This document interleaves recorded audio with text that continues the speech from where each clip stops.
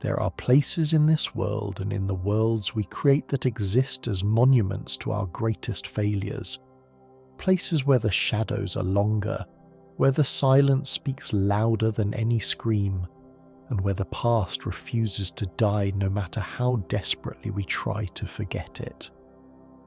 Today we're descending into one such place, a district that was meant to be erased from history, burned away like a gangrenous limb from the body of a once great city. But fire, as we'll discover, doesn't always purify. Sometimes it only preserves what should have been forgotten.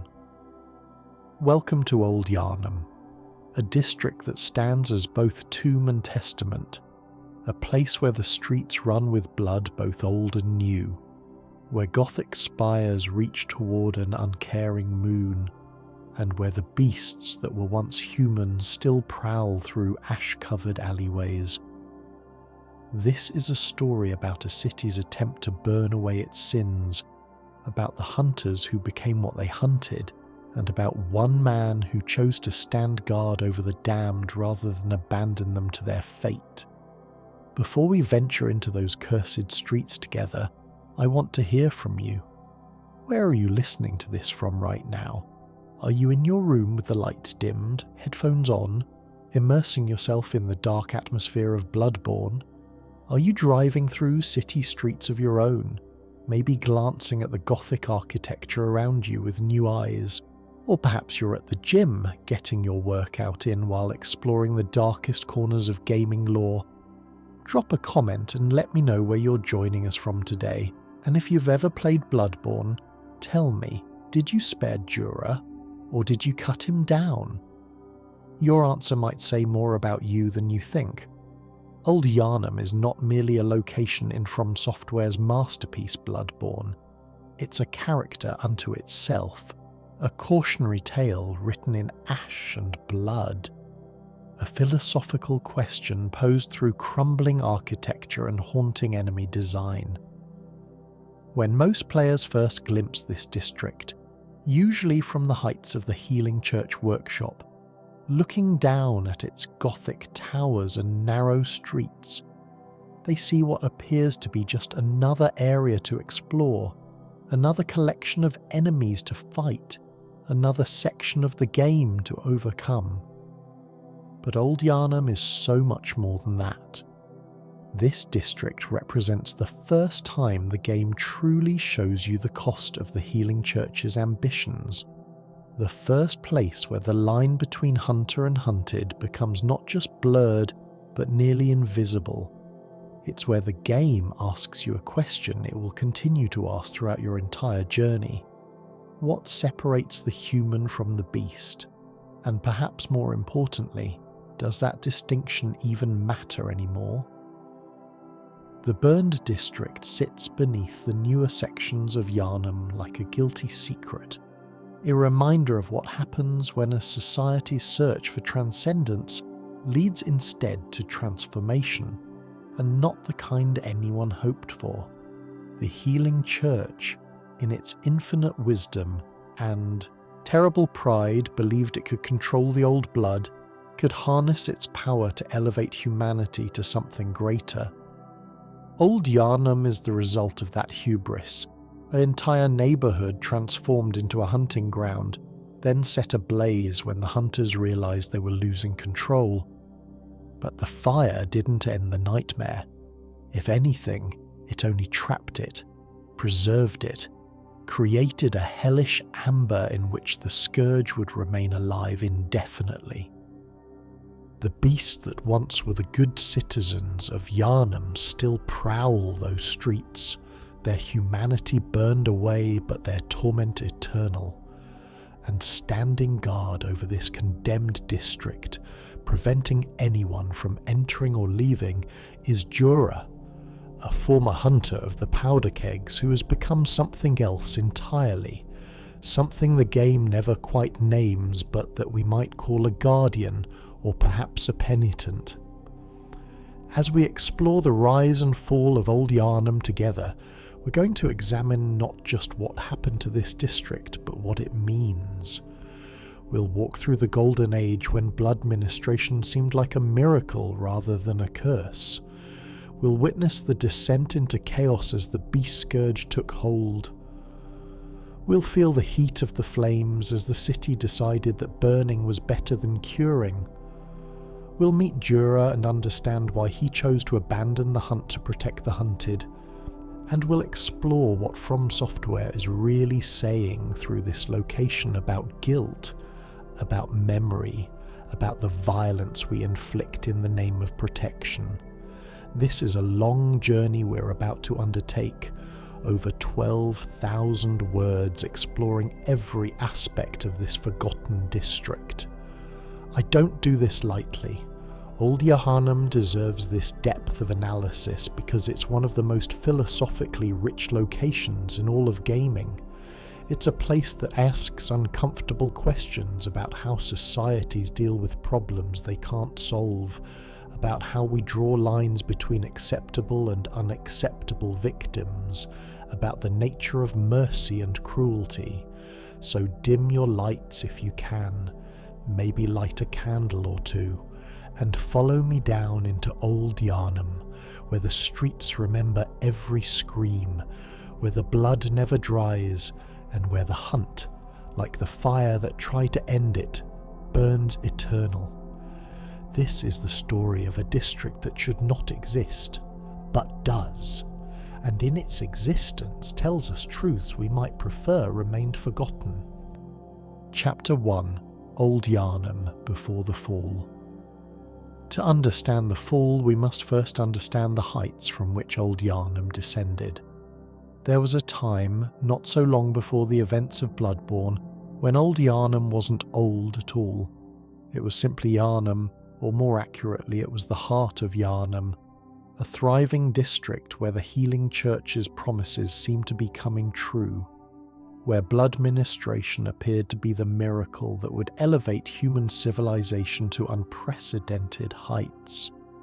Picture, if you will, those same Gothic streets not choked with ash and beast corpses, but alive with the bustle of daily commerce and life. The same narrow alleyways that now echo only with the howls of beasts once rang with the voices of merchants, craftsmen, and families going about their business.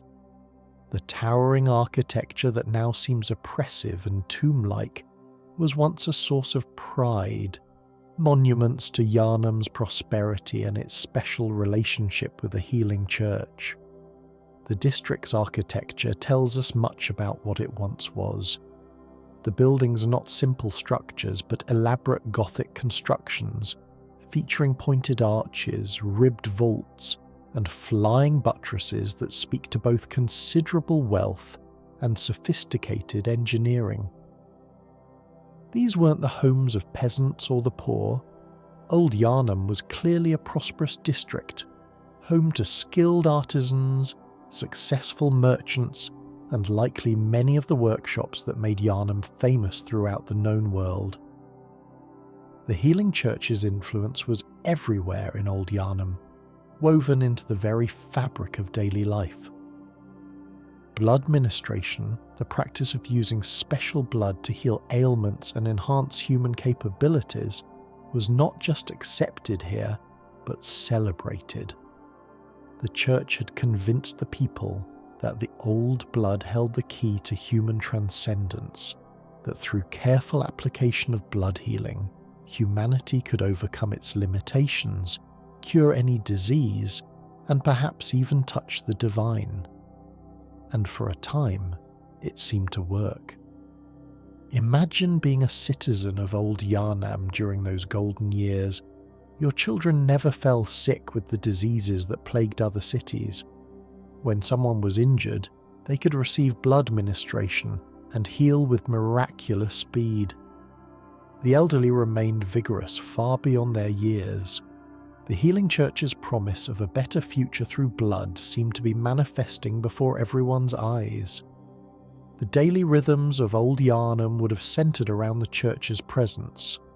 Citizens would queue at blood ministration clinics, receiving their regular doses of the healing blood that kept them healthy and strong.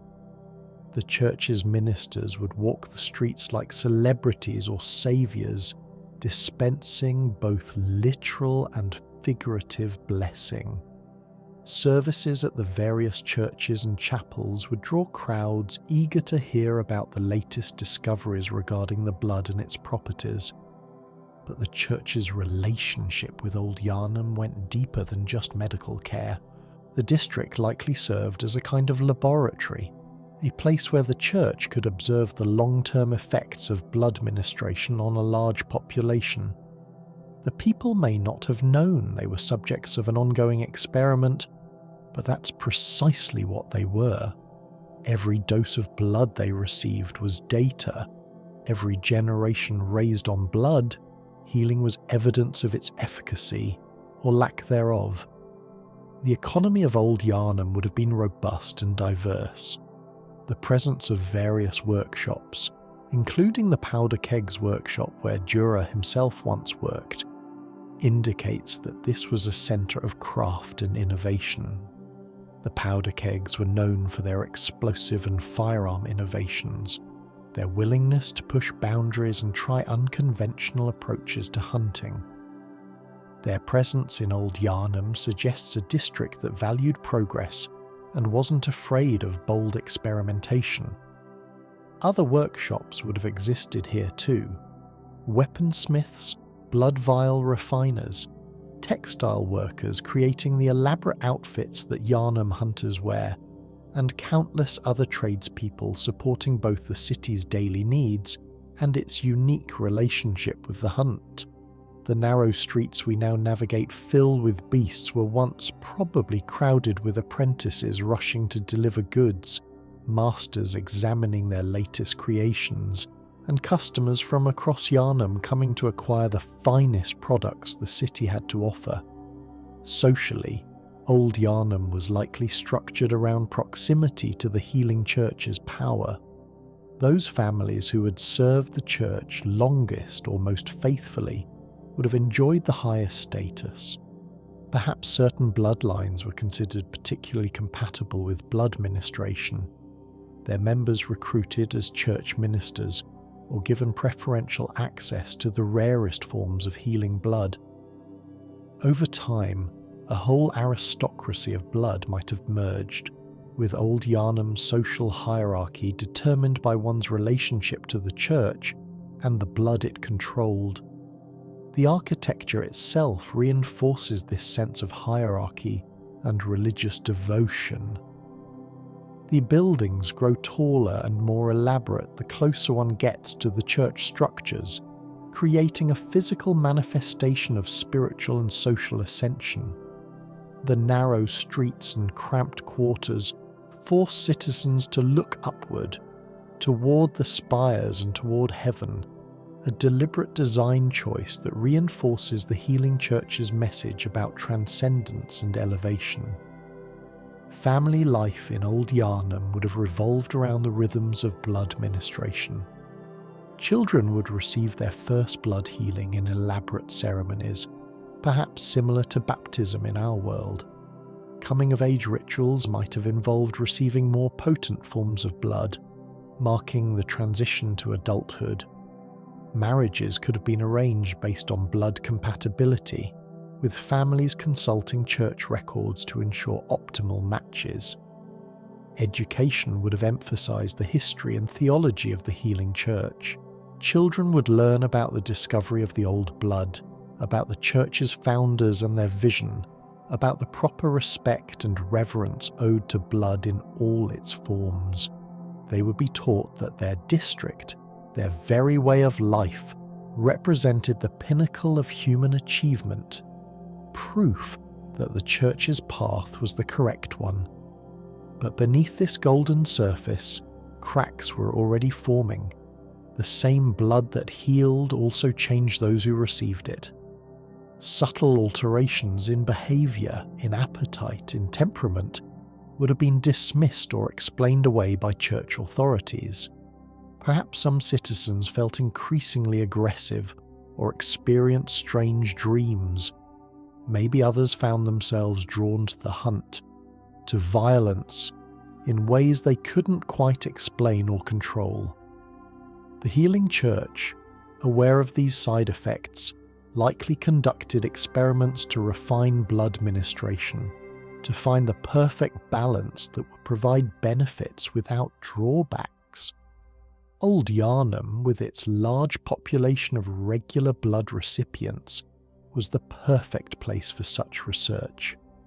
Church doctors would have kept careful records, noting which bloodlines showed resistance to negative effects and which showed troubling signs. And then there was the hunt itself. Even in Old Yharnam's golden age, beasts existed. The first transformations had already occurred.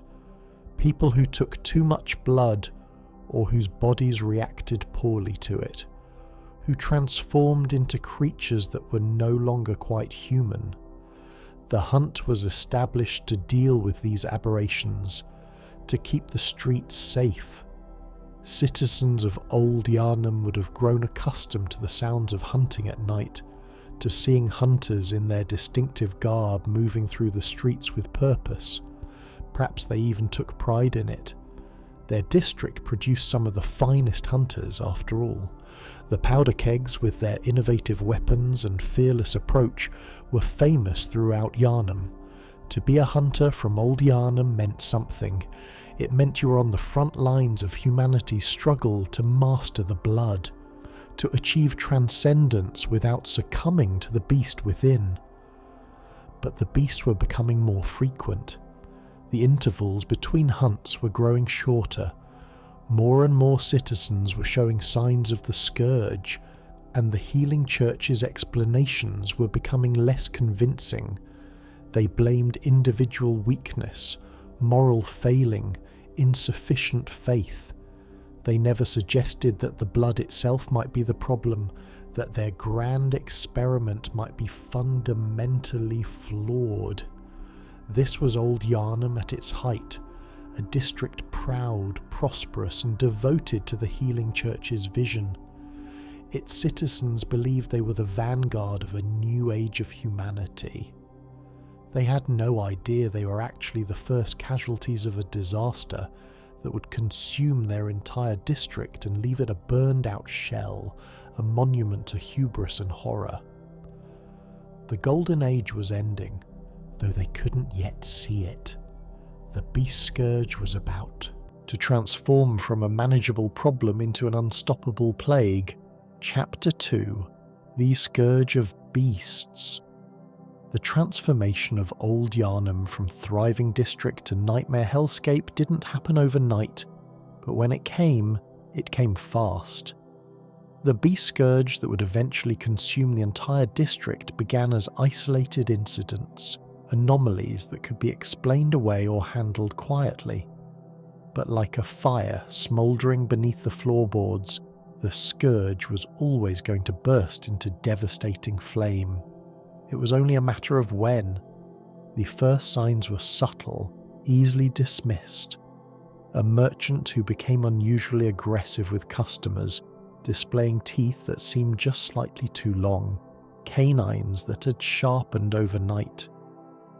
A mother who found herself craving raw meat with an intensity that disturbed her, who had to fight the urge to tear into it with her teeth rather than prepare it properly. Children who grew hair in unusual places, whose eyes began to reflect light in the dark like animals' eyes do. The healing church had explanations for everything. These were side effects, temporary reactions to particularly potent blood ministration. The transformations would reverse with time and proper treatment. The affected individuals just needed more blood, purer blood, properly refined blood. The church's answer to the problems caused by blood was always more blood, a solution that only accelerated the disaster they were trying to prevent. But the transformations didn't reverse, they progressed. The merchant with the sharp teeth began to change shape, his body stretching and warping, spine curving, hands becoming claws. The mother with the cravings lost the ability to cook at all, eventually lost the ability to speak, lost everything that made her human except the vague shape of her body and the terror in her eyes as she realized what she was becoming. The children disappeared into their homes, their parents desperately hiding them from hunters and church officials alike, hoping against hope that their offspring would somehow return to normal. They didn't. They never did. The beast scourge, once it took hold of someone, was irreversible. The church knew this. They had known it for years, had hidden countless similar cases across Yharnam. But in Old Yharnam the scale was different. Too many people transforming too quickly for the church to hide or explain away. The district that had been their laboratory, their proof of concept, was now becoming evidence of their greatest failure. The transformation process itself was horrific beyond description. Citizens of Old Yharnam who had taken blood ministration for years, who had built up vast quantities of old blood in their systems, found their bodies betraying them in fundamental ways. Bones would crack and reform, limbs would extend or multiply, flesh would sprout fur or scales or things that were neither. The mind went last, usually consciousness remaining trapped inside the transforming body, aware of every change, every loss of humanity, powerless to stop it. Some transformations were faster than others. Those who had recently taken large doses of blood might transform over the course of a single night, going to bed human and waking up, if waking is the right word, as something else entirely. Others experienced a slower decline, their humanity eroding over weeks or months, giving them time to say goodbye to loved ones, to make peace with their fate, or simply to marinate in terror as they watched themselves become monsters. The beasts that resulted were varied in form but unified in their horror. Some became the hunched, shaggy creatures that would eventually fill Old Yharnam's streets. Former humans transformed into something between wolf and ape, with elongated limbs and terrible strength. Others became more exotic horrors, things with too many eyes, with mouths where mouths shouldn't be, with anatomical impossibilities that suggested the old blood was rewriting the rules of biology itself. What made it worse was that the beast retained fragments of their former lives. A transformed shopkeeper might return to his store, going through the motions of his daily routine with monstrous parody. A beast that had been a mother might prowl around her former home, responding to sounds that resembled her children's voices. These weren't mindless monsters, or rather, they were. But the minds they'd lost had left echoes, behavioural patterns that persisted even after conscious thought had fled. The hunt intensified as the scourge spread. Hunters of all workshops descended on Old Yharnam, determined to contain the outbreak before it spread to other districts. The powder kegs led the way, using their firearms and explosives to take down beasts from a distance. Church hunters with their blessed silver weapons stalked the narrower alleyways. The workshop hunters, precursors to the game's hunter's dream, brought trick weapons and techniques passed down through generations. For a time, it seemed like the hunt might succeed in containing the scourge. Beasts were tracked, killed, and cremated. Infected individuals who hadn't fully transformed were quarantined, though everyone knew what quarantine really meant. Death by hunter's blade before full transformation could occur. The church posted guards at every entrance and exit of Old Yharnam, preventing anyone from leaving without thorough inspection. The district was becoming a prison, though its remaining human inhabitants didn't realise it yet. But the scourge had momentum now, For every beast killed, 2 more citizens transformed.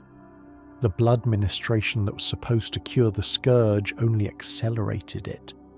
Those who tried to flee Old Yharnam were hunted down and killed, not out of cruelty but out of desperate necessity.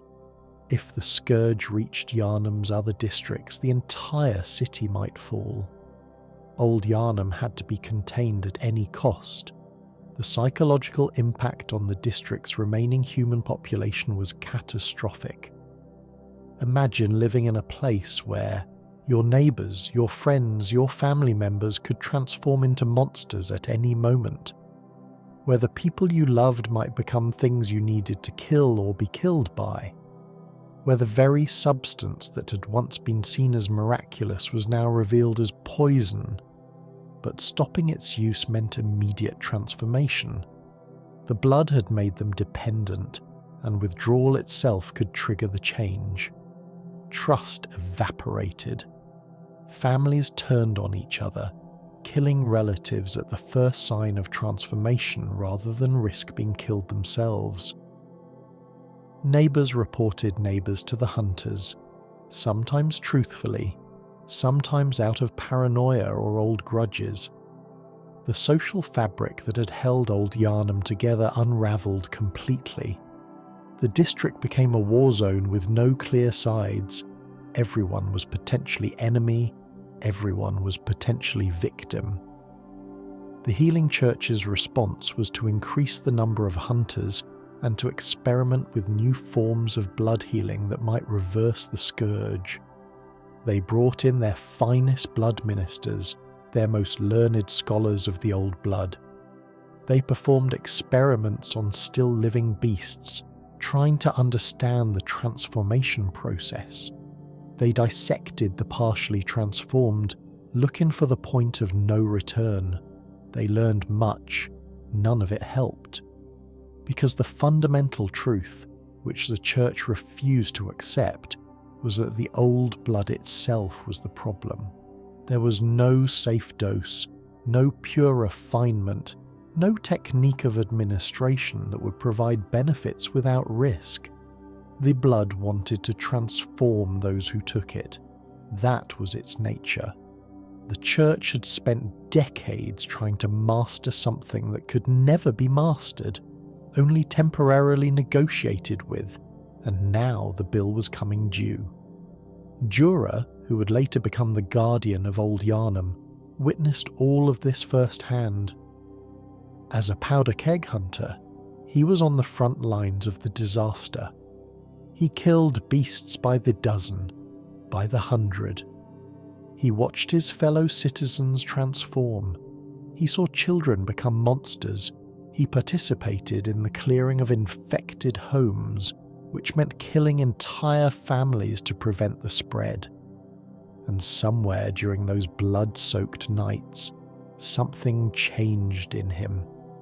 The breaking point came when the church and the city's leadership realized the truth. Old Yharnam could not be saved. The scourge had spread too far, infected too many. Every human still alive in the district was a ticking time bomb, their transformation inevitable. The blood ministration that had made Old Yharnam prosperous had also made it utterly expendable. The decision was made at the highest levels of church and political authority. Old Yharnam would burn. Chapter 3: The Burning. The decision to burn Old Yharnam was not made lightly, but once made, it was executed with brutal efficiency. The Healing Church and Yharnam's leadership had run the calculations. The cost of continuing to fight the scourge in the district, the risk of it spreading to other areas, the resources being consumed in an apparently unwinnable battle. Against these practical concerns, the lives of Old Yharnam's remaining citizens, most of whom would transform into beasts eventually anyway, weighed very little. The official reasoning was couched in noble language. This was a mercy, they said. The people of Old Yharnam were suffering, caught in a nightmare with no escape. The beasts that had once been human were trapped in torment, neither truly alive nor truly dead. Fire would end their suffering. Fire would purify the district. Fire would prevent the scourge from spreading and consuming all of Yharnam. The burning of Old Yharnam in the church's telling was an act of compassion and wisdom. But those who had to carry out the order knew the truth. This was extermination. This was the church and the city cutting away a diseased limb to save the body, and it mattered little that the limb in question was made up of thousands of people who'd been loyal citizens, faithful believers in the church's teachings. They had become a problem without solution, and the solution to an unsolvable problem is usually elimination. The preparation for the burning took place in secret, known only to the highest-ranking church officials and the hunters chosen to carry it out. The powder kegs, with their expertise in explosives and incendiary devices, were heavily involved. Jura himself would have participated in these preparations, setting charges, distributing fire oil, mapping out the optimal locations to ensure the flames would spread quickly and consume everything. Can you imagine what must have been going through his mind? Here was a man who had spent years hunting beasts in Old Yharnam, who knew its streets as well as anyone, who had probably grown up in this district or one very like it. Now he was being ordered to turn it into an inferno, to burn not just the beasts but whatever humans remained, to reduce decades or centuries of history and culture to ash and charred stone. The powder kegs were known for their practical, unsentimental approach to hunting, but surely even they must have felt the weight of what they were about to do. The night chosen for the burning was moonless, dark. Perhaps the church thought the darkness would hide what they were doing, or perhaps they simply wanted it done quickly and without ceremony. The remaining human population of Old Yharnam had no warning. Many were asleep in their homes. Others were huddled in churches or public buildings, hoping that holy ground might protect them from the scourge. Still others prowled the streets as newly transformed beasts, already lost to humanity but not yet killed by the hunters.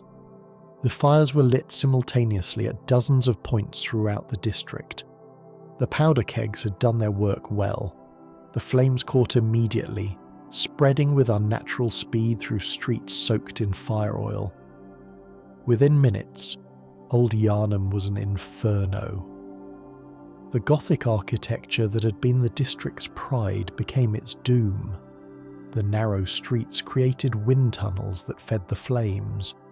The tightly packed buildings allowed fire to leap from structure to structure, and the predominantly wooden construction materials ensured everything burned hot and fast. These screams must have been unbearable. Humans trapped in burning buildings, beasts howling in agony as fire consumed them, hunters shouting orders over the roar of the flames. The sound would have echoed throughout Yharnam, impossible to ignore. Citizens in other districts would have emerged from their homes to see the glow on the horizon, the column of smoke rising into the night sky. They would have known what it meant.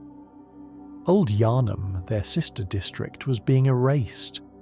The hunters' orders were clear: kill anything that tried to escape the flames. This was containment as much as extermination. The scourge could not be allowed to spread, which meant that anything fleeing Old Yharnam, human or beast, had to be cut down.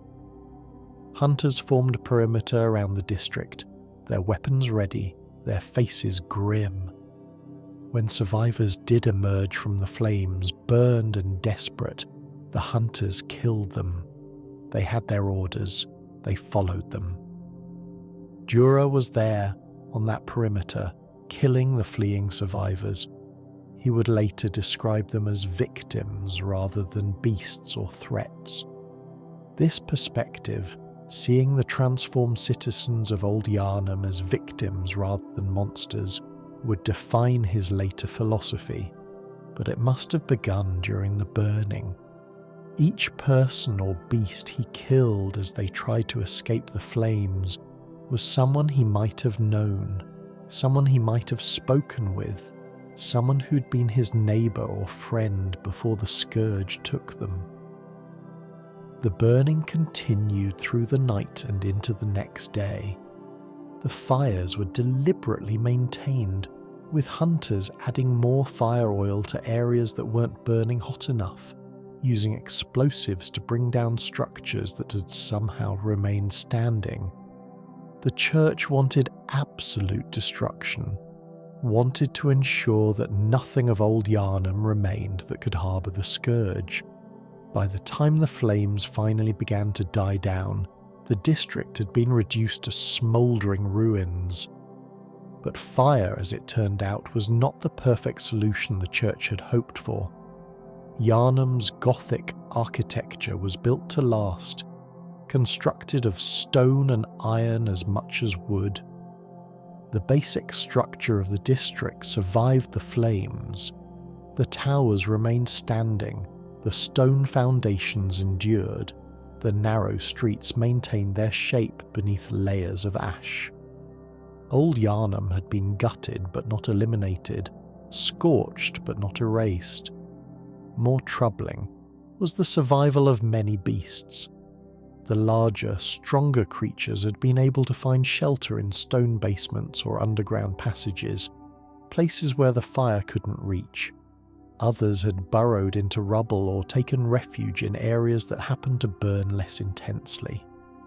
When the flames finally died down and hunters entered the district to confirm its destruction, they found beasts still alive, still prowling, still dangerous. The burning had reduced their numbers but far from eliminated them. And then there was the matter of the blood-starved beast, perhaps the most terrible survivor of the burning. This creature, possibly the first citizen of Old Yharnam to fully transform, or perhaps something the church had been experimenting on before the scourge spread, had taken refuge deep within the district's underbelly. The flames had reached it but failed to kill it, instead leaving it burned, raw, eternally agonized but somehow still alive, or at least still moving, which in Bloodborne is close enough to the same thing.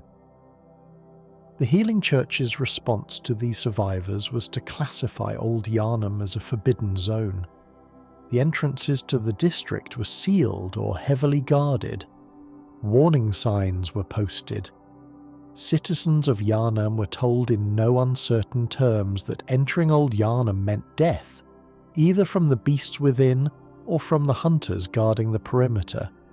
The district became Yharnam's dirty secret, a place that officially no longer existed, but that everyone knew was still there, still infected, still dangerous.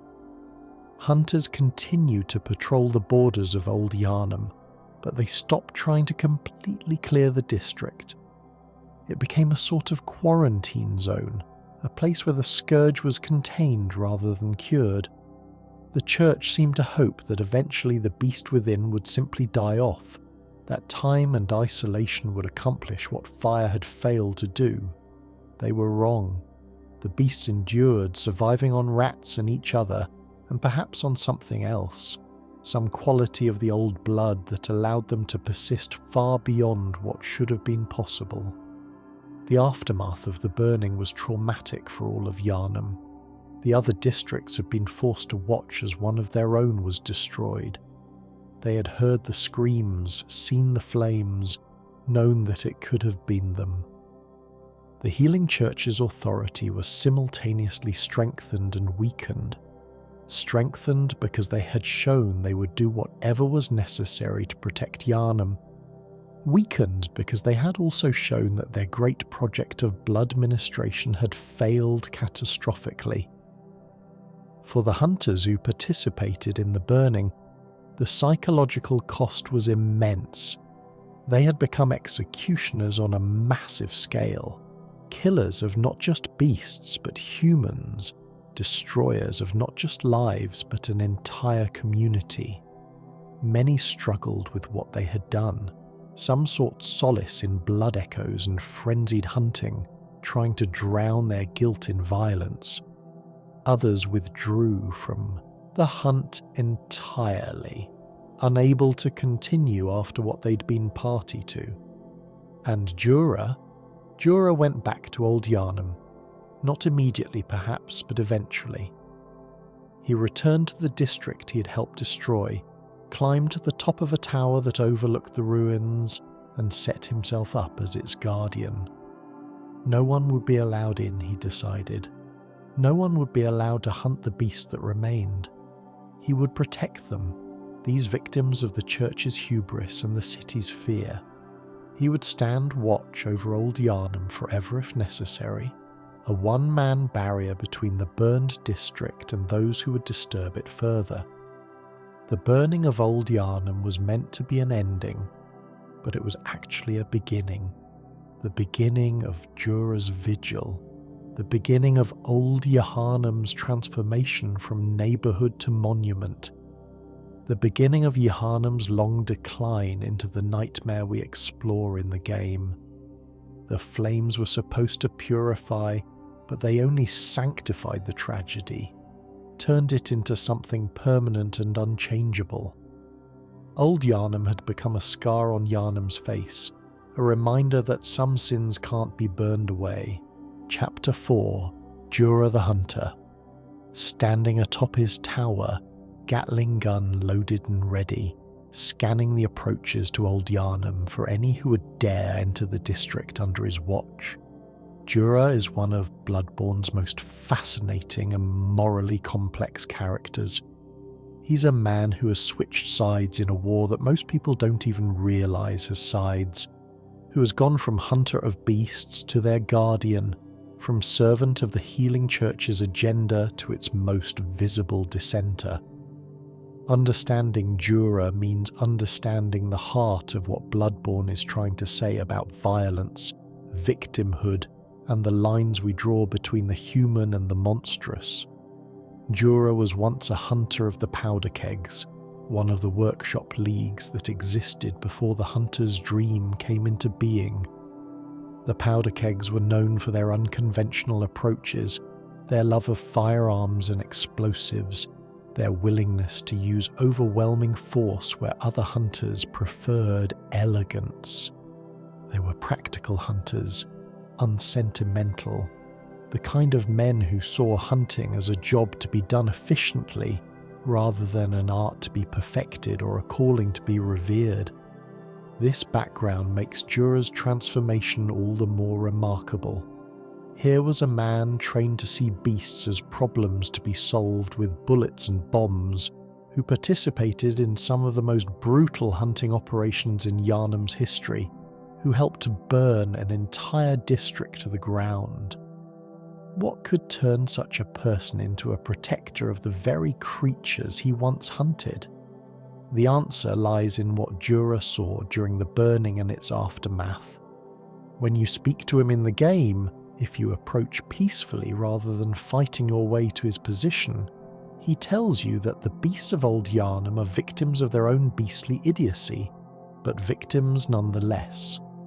He has come to see them not as monsters that chose evil, but as unfortunate souls who are transformed against their will, who are suffering endlessly as a result of the healing church's experiments and society's addiction to blood ministration.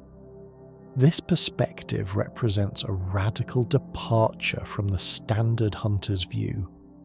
Most hunters see beasts as pure threats, things to be eliminated without thought or hesitation. The distinction between human and beast is absolute in their minds. Humans deserve protection and compassion. Beasts deserve only death. But Jura has come to understand that this binary is false, or at least insufficient. The beasts were humans. They didn't stop being human because they transformed. They just lost the ability to express their humanity in ways that society recognized or valued. Consider the implications of this viewpoint. If the beasts are still, in some sense, the people they once were, then hunting them is not pest control or monster slaying. It's murder. It's the ongoing genocide of Old Yharnam's population, a continuation of the burning by other means. Every hunter who enters Old Yharnam and kills its beasts is complicit in the original sin of the district's destruction. Jura has decided he will be complicit no longer. His position atop the tower with his Gatling gun is both practical and symbolic. Practically, it gives him an excellent vantage point from which to spot and deter intruders. The Gatling gun, a powder keg invention, allows him to rain down suppressive fire on anyone approaching from the directions he can see. He's turned his hunter's skills toward a new purpose. Instead of hunting beasts, he hunts those who would hunt the beasts. Symbolically, his tower position represents his elevated perspective, his ability to see the situation in Old Yharnam from a height that others cannot reach. He's above the narrow streets where the beasts prowl, above the limited ground-level view that makes it easy to see them only as monsters. From his tower, he can see the whole district, can understand it as a complete tragedy rather than a collection of individual threats. His physical elevation mirrors his moral and philosophical elevation beyond the simple hunter's mindset. But Jura's philosophy is not without its problems and contradictions. He guards the beasts of Old Yharnam, yes, but he's also willing to kill any hunter who enters the district, which means he's still killing humans to protect non-humans. He's drawn his own line about acceptable violence, decided that preventing the continued hunting of beasts justifies lethal force against hunters. In this sense, he hasn't truly left the hunt behind. He's simply chosen different prey. There's also the question of whether his protection is truly a mercy. The beasts of Old Yharnam are not living good lives. They're trapped in a burned-out ruin, fighting each other for scraps, driven by hunger and instinct they can't control, experiencing whatever consciousness remains to them as probably a nightmare. Would it not be kinder to end their suffering? Jura would argue that it's not his place to make that choice for them, that allowing them to exist is better than hunting them to extinction. But it's a debatable position. His relationship with his fellow powder kegs is complicated. Some followed him back to Old Yharnam and maintain the same vigil.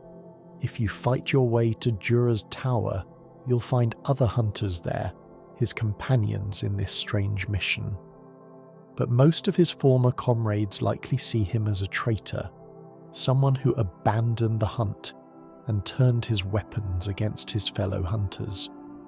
The powder keg's workshop ideology emphasized practical solutions and loyalty to the hunt above all else. Jura has rejected both, choosing what he sees as a higher principle over the fellowship of his workshop. What makes Jura particularly interesting is that the game allows you to agree with him. If you access Old Yharnam through an alternate route, having already defeated the blood-starved beast and proved yourself capable, you can approach Jura peacefully. He will give you his badge and essentially recruit you to his perspective. He won't ask you to stand guard with him, but he will ask you to leave Old Yharnam in peace, to let its beasts exist without further hunting. You can accept this. You can leave Old Yharnam uncleared, its beasts alive, on a Jura's request. This is a rare moment in Bloodborne where the game presents you with a genuine moral choice, rather than simply a tactical one. Most of the game's violence is necessary for progression. You must kill to advance, must hunt to survive. But with Jura, you can choose non-violence. You can choose to see the beasts as he does, as victims rather than villains. The game doesn't force you to do this, and it provides no mechanical reward for doing so, but it offers the possibility. That possibility is significant. Of course, you can also reject Djura's philosophy entirely. You can fight your way to his tower and kill him, claim his badge from his corpse, and then proceed to hunt every beast in Old Yharnam to extinction. The game allows this too, and many players choose it, either because they disagree with Djura's perspective, or because they want the blood echoes and items that killing the beast provides, or simply because fighting is what they came to Bloodborne to do. The fact that the game presents both options without clearly indicating which is correct is part of what makes the Jura encounter so memorable. From Software isn't telling you what to think about the beasts of Old Yharnam or about the nature of hunting. They're presenting you with a situation, giving you information from multiple perspectives, and letting you decide. Your choice reveals something about your values, about how you see the relationship between human and beast, about what you believe mercy looks like. Jura's gear reinforces his philosophy. His clothing is worn and patched, suggesting long years of vigil. His Gatling gun is named Jura's stake driver, though that's not quite accurate. The stake driver is a different powder keg weapon. His Gatling gun represents sustained suppressive fire, a defensive weapon meant to keep people away rather than to hunt them down. Even his choice of firearm reflects his shift from aggressive hunter to passive guardian. In his dialogue, Jura speaks with the weariness of someone who's seen too much, done too much. There's regret in his voice, but also conviction. He knows what he participated in: the burning, the hunting, the killing of Old Yharnam citizens. He can't undo those actions, but he can try to prevent them from continuing. His vigil is penance, atonement, a desperate attempt to give meaning to tragedy by at least ensuring it doesn't repeat. The tragedy of Jura is that his protection is ultimately futile. Whether you kill him or not, whether you honour his request or not, Old Yharnam is doomed. The district is dead, its people transformed or killed, its future extinguished. The beasts he guards will eventually die, if not to hunters, then to time or starvation or each other. His vigil can delay their end but not prevent it. He's holding back a tide with his bare hands, and the tide will eventually win. But perhaps that's not the point. Perhaps Jura's vigil matters not because of its practical effects, but because of what it represents. The refusal to accept convenient narratives about monsters and hunting, the insistence on seeing complexity where others see only threats, the willingness to stand guard over the damned because someone should, because they deserve that much at least. In a game filled with hunters who never question the hunt, Jura is the one who stopped and asked why, who looked at the beasts and saw people, who chose mercy over duty even knowing it might accomplish nothing. Chapter 5: The Architecture of Decay. Walking through Old Yharnam is like exploring a museum of catastrophe. Each street and building exhibit documenting different stages of the district's collapse. The architecture here tells a story as clearly as any dialogue or item description. It's a narrative written in stone and ash, in burned timbers and crumbling foundations, in the physical evidence of a community that was and is no more. The first thing that strikes you about Old Yharnam's architecture is how intact it appears from a distance. When you first glimpse the district from the Healing Church workshop, looking down at its Gothic towers and steep roofs, it might almost seem inhabitable. The major structures are still standing. The streets maintain their layout. The basic geometry of the district has survived the burning. It's only when you descend into those streets, when you move through the district at ground level, that the full extent of the destruction becomes apparent. The Gothic architecture that defines Old Yharnam is consistent with the rest of Yharnam, but somehow more oppressive, more claustrophobic. The buildings loom over narrow streets, creating canyons of stone that channel wind and shadow. The pointed arches and flying buttresses that in other districts might seem elegant here feel threatening, like the district is folding in on itself, crushing the space where people once lived. This oppressive quality was probably always present to some degree. Gothic architecture is meant to awe and overwhelm, but the burning has intensified it, stripped away any softening elements that might have made it feel less threatening. The burn patterns on the buildings tell their own story. You can see how the fire moved through the district by examining which structures are most damaged. Buildings made primarily of stone show scorch marks but remain largely intact. Those with more wooden construction are partially collapsed. Their upper floors burned away while their stone bases endure. The pattern suggests the fire burned hottest at street level and in the upper stories, which makes sense. The powder kegs would have distributed fire oil at ground level, and the flames would have risen naturally to consume wooden roofs and supports. Many buildings are open to the sky now, their roofs burned away entirely. This creates an interesting effect. During the day, shafts of light penetrate into spaces that were meant to be enclosed and dark.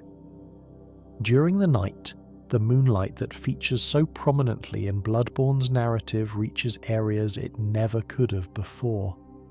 The burning has paradoxically made Old Yharnam more open, more exposed, even as it's become more dangerous and forbidden.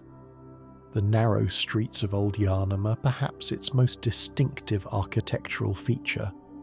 These alleyways are barely wide enough for two people to walk abreast in many places, creating a maze-like quality that makes navigation difficult and ambush easy. The narrowness served multiple purposes in the district's living days. It maximized building space in a densely populated area, created shared walls that helped heat buildings in winter, and reflected the medieval urban planning principles that influenced Yharnam's design. Post-burning, these narrow streets have become death traps. Beasts can lunge at you from around corners with almost no warning. The confined spaces make it impossible to keep multiple enemies at a distance simultaneously. The verticality of the district means threats can come from above as well as ahead and behind. Every corner is a potential ambush point, every intersection a place where you might be surrounded. The architecture that once fostered community now facilitates hunting, though now it's the beasts doing the hunting. The stairs and ladders throughout Old Yharnam speak to its vertical integration. This was a district that built up as well as out, using every available dimension. Staircases connect different levels of the district, some internal to buildings and others external, running up the sides of structures or between them. Ladders provide access to roofs and towers. This vertical architecture created a three-dimensional community where someone's roof might be their neighbour's street. In the game, this verticality becomes a core part of the exploration experience. You're constantly climbing or descending, finding new paths that loop back to areas you've already explored, discovering shortcuts that connect different elevations. The architecture rewards careful observation and experimentation. That ladder you ignored earlier because you were being chased by beasts might be the key to reaching an entirely new section of the district. That gap between buildings might be jumpable, providing access to a rooftop path that bypasses ground-level dangers. The churches and chapels scattered throughout Old Yharnam are particularly interesting architecturally. These structures are more elaborate than the surrounding buildings, featuring higher ceilings, larger windows, more decorative elements. Even in their damaged state, they dominate their neighbourhoods, serving as landmarks and orientation points. The churches were clearly important to Old Yharnam's identity and community structure, which makes sense given the healing church's central role in the district's life. These churches are also where you often find clusters of beasts, whether they gather there out of some dim memory of the building's former significance, or because the structures provide good shelter, or for some other reason. The churches of Old Yharnam have become beast dens. There's a horrible irony here.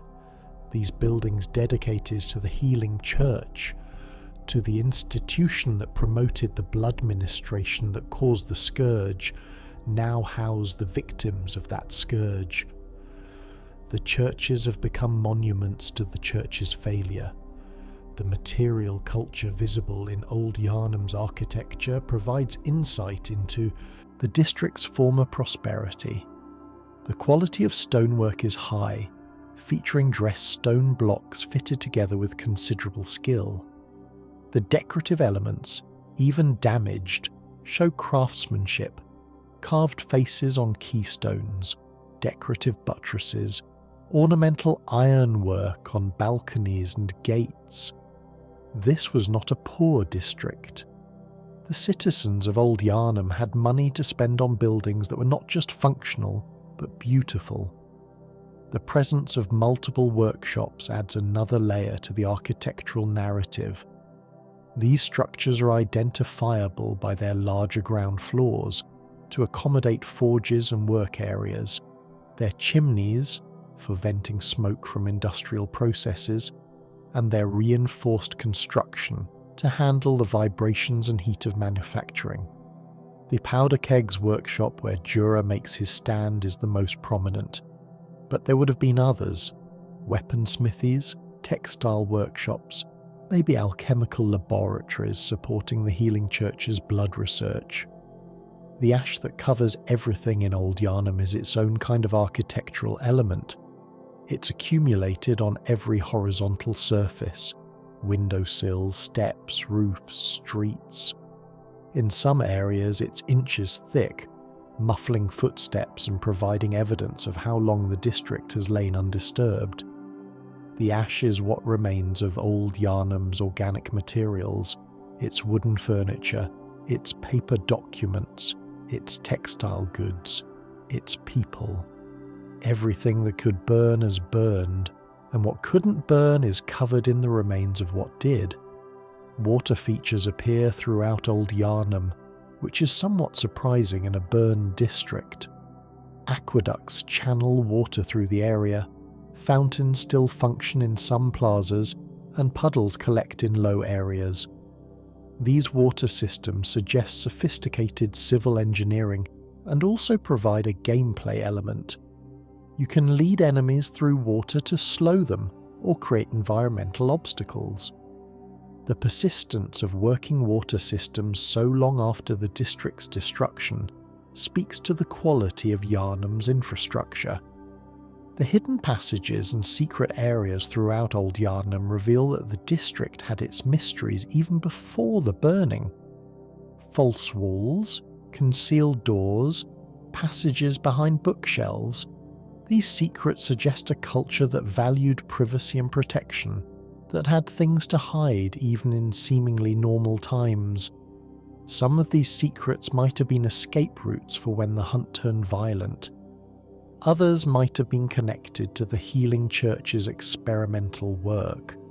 Still others might simply have been the paranoid preparations of a people who knew, on some level, that their prosperity couldn't last. The environmental storytelling in Old Yharnam's architecture is remarkably rich. You can read the district's history in its buildings, the older construction methods visible in the foundations and lower stories, overlaid with more recent renovations and additions. You can see where the fire burned hottest by the degree of damage. You can identify which areas were wealthier by the quality of decoration. You can trace the movement of beasts by the patterns of destruction. Doors broken inward, windows smashed outward, claw marks on stone. Bloodborne's art direction team made Old Yharnam feel different from other areas in subtle ways. The colour palette is more muted, dominated by greys and blacks and browns. The lighting is dimmer, with fewer light sources and more shadows. The details are more worn, more broken. These choices create an atmosphere of abandonment and decay that permeates every moment you spend in the district. This is a place that time has stopped caring about, that existence has moved on from. The view from high points in Old Yharnam is particularly effective. Looking out over the district from Jura's tower or from the highest rooftops, you can see the full extent of the devastation. The burned-out shells of buildings stretch in every direction. The twisted wreckage of what were once homes and businesses creates a landscape of destruction. But you can also see hints of what was. The careful planning of the street layout, the impressive scale of the construction, the ambition that went into building this community. Old Yharnam was something special before the fall. The architecture makes sure you know that. Chapter 6. The Beasts That Remain. The beasts that prowl Old Yharnam streets are not random monsters spawned by nightmare logic. They are, or were, citizens of the district, people who went to work and raised families and participated in their community's life. The beast scourge transformed them, but it didn't erase them. In their movements, their behaviours, their locations within the district, you can still see traces of the humans they once were. This makes them simultaneously more pitiable and more horrifying than typical video game enemies. The most common beasts in Old Yharnam are the hunched, shaggy creatures you encounter throughout the district. These beings walk on two legs but hunched forward, using their elongated arms almost like additional legs. They're covered in matted fur, their faces extended into snout-like muzzles, their hands transformed into claws. When they spot prey, they howl and rush forward with disturbing speed, attacking with wild swipes and bites. But watch these beasts when they're not attacking. Some of them wander in patterns, following routes that might once have been their daily commutes. Others cluster around certain buildings as if drawn by memory to homes or workplaces. Still others simply stand in place, swaying slightly, making sounds that might almost be speech if you were willing to interpret them that way. They're not just mindless monsters. Something of their former routines, their former attachments, persists even in their transformed state. The distribution of beasts throughout Old Yharnam tells its own story. They cluster most heavily in the residential areas, suggesting these zones had the highest population density before the scourge. The wider streets and plazas have fewer beasts, perhaps because people fled these open areas during the panic, seeking shelter in homes and buildings where the transformation caught them.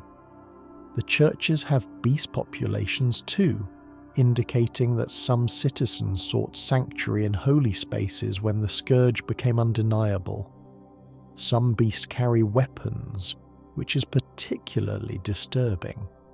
These crude weapons, broken timbers, chunks of stone, occasionally actual tools or weapons from before their transformation, indicate a level of problem solving and tool use that should be beyond mindless monsters. The fact that they arm themselves suggests retained intelligence, or at least retained instinct towards self-preservation and violence. These armed beasts are more dangerous in combat, but also more tragic. You're fighting something that remembers fighting, that knows it needs weapons even if it can't articulate why. The beast's behaviour toward each other is complex and varies. Sometimes they ignore each other completely, each lost in their own transformed existence. Other times they seem to recognize each other, moving in loose packs or at least not attacking their fellow beasts. Occasionally you witness beast-on-beast violence, particularly around scarce resources or when one beast is wounded. This mirrors human social dynamics, mostly cooperative but capable of breaking down under stress. Then there's the blood-starved beast, the area's boss encounter, and perhaps its greatest tragedy. This creature is found deep within Old Yharnam, in a structure that might have been a church or laboratory before the burning. Unlike the common beasts, the blood-starved beast is enormous, hairless, its flesh apparently flayed away to expose raw muscle and sinew. It moves with desperate hunger, its very presence causing poison build-up in anyone nearby. The blood-starved beast's appearance suggests extreme suffering. The lack of skin leaves it perpetually in agony, unable to find relief or comfort. The poison it exudes might be its blood literally seeping from its body, so concentrated with the old blood's taint that it's toxic to others. This creature doesn't just want to kill you, it needs to, driven by overwhelming hunger that can never be satisfied.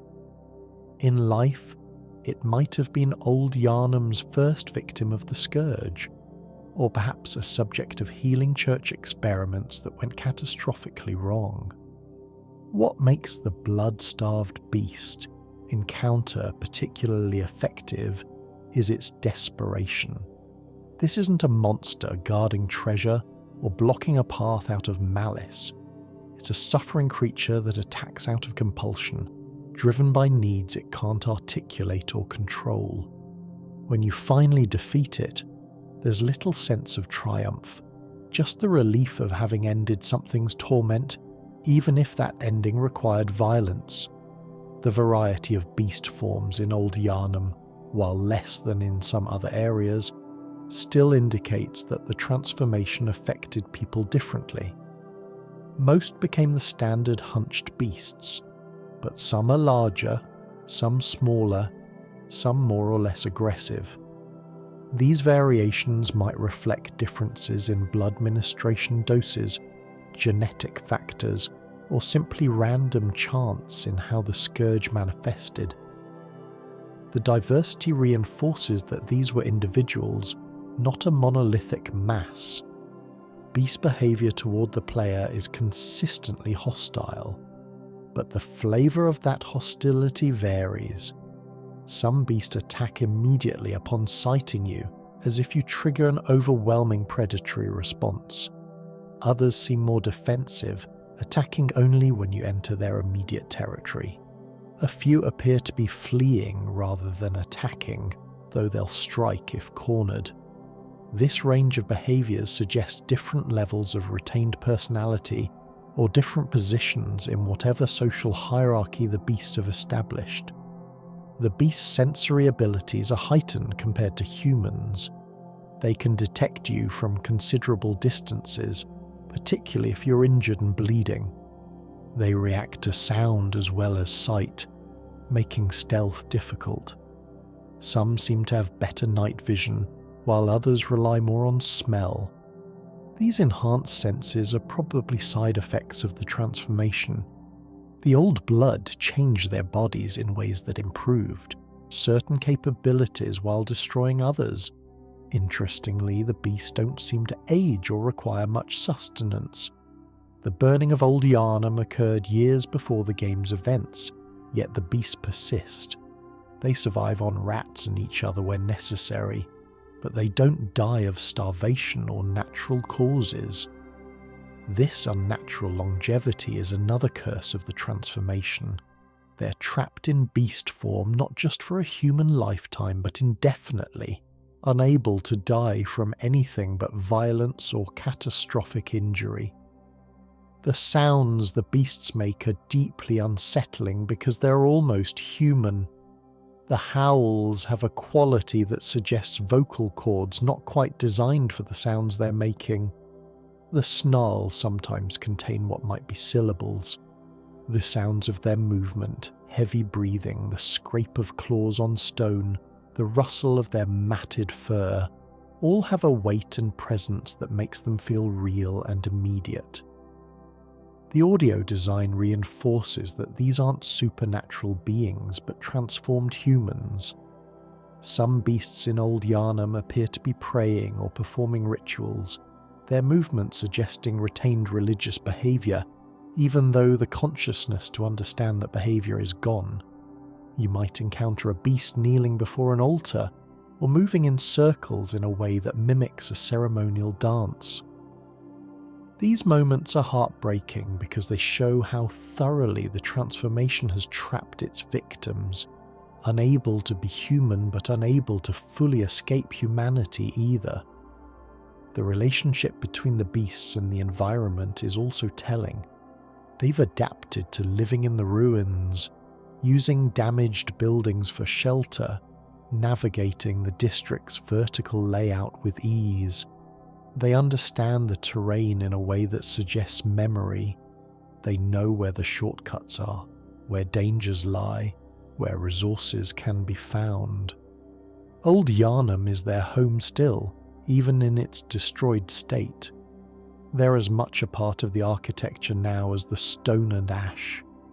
One of the most philosophically interesting aspects of Old Yharnam's beasts is the question of consciousness. How much awareness remains to them? Do they know what they've become? Do they remember their human lives, trapped as helpless observers in bodies that won't obey? Or has the transformation been total? Consciousness itself transformed into something alien that we can't understand or communicate with?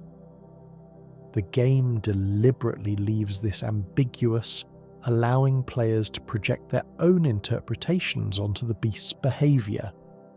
This ambiguity feeds directly into the moral complexity of hunting them.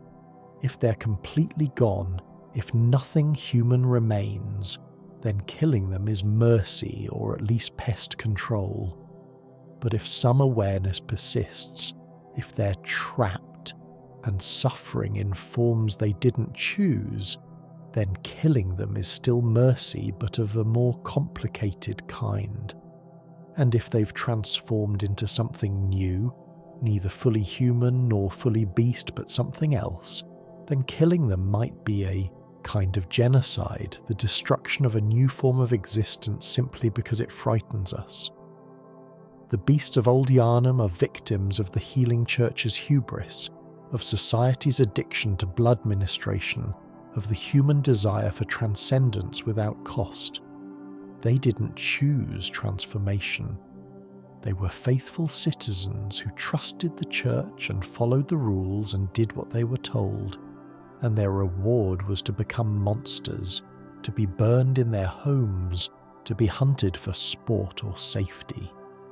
Jura is right to call them victims, even if he might be wrong about what protecting them actually accomplishes. Chapter 7, Secrets. To truly understand Old Yharnam's fall, we need to excavate the deeper lore of Bloodborne, examine the healing church's secret history, and explore the nature of the old blood itself. This requires piecing together information from item descriptions, environmental details, and the cryptic statements of NPCs throughout the game. What emerges is a picture of institutional corruption, dangerous research, and the predictable consequences of treating people as experimental subjects. The old blood is central to everything. This substance, not quite blood in the conventional sense, but something related, something more, was discovered beneath Yharnam in ancient times. The circumstances of its discovery are deliberately vague, but it seems to have been found in labyrinthine ruins beneath the city, possibly in connection with the Great Ones that feature so prominently in Bloodborne's cosmic horror themes. The blood had remarkable properties. It could heal injuries, cure diseases, extend life, enhance physical capabilities. It seemed miraculous. The healing church was built on this miracle.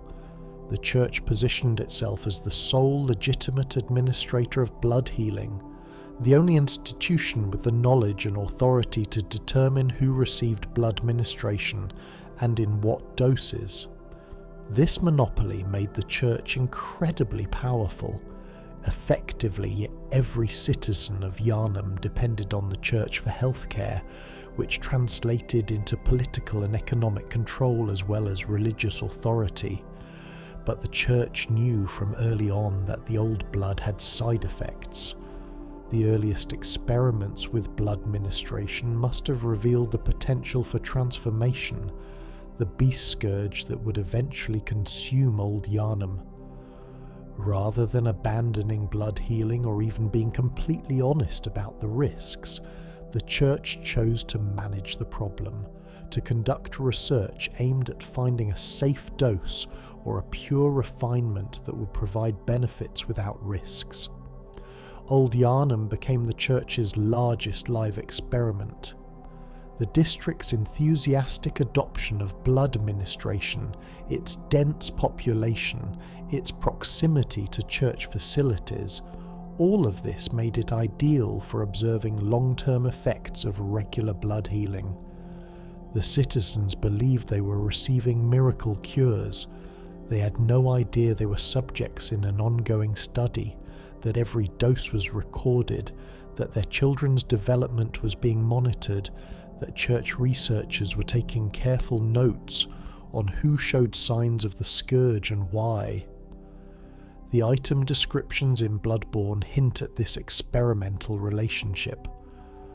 Blood vials found in Old Yharnam, when examined carefully, are subtly different from those elsewhere. Different concentrations, different additives, variations that suggest the church was testing different formulations. Medical records scattered throughout the district, if you can find them, contain observations about citizens' responses to blood ministration, noting both positive effects and troubling side effects with the same clinical detachment. The Ashen blood disease that afflicted Old Yharnam is another piece of this puzzle. This illness, mentioned in various item descriptions and NPC dialogues, caused devastating symptoms, and may have actually been a cover story for early beast scourge manifestations. The church offered blood ministration as the cure for Ashen blood, which meant they were treating problems caused by blood with more blood. A perfectly circular trap that ensured the scourge would spread. Some lore theorists suggest that Ashen blood wasn't a natural disease at all, but something the church introduced deliberately, either to create demand for blood healing, or to test how citizens would respond to a health crisis. While there's no definitive proof of this, the circumstantial evidence is compelling. The disease appeared suddenly, affected only Old Yharnam initially, and had symptoms that aligned suspiciously well with what the church's blood ministration could treat. At minimum, the church exploited Ashen blood to further their research goals.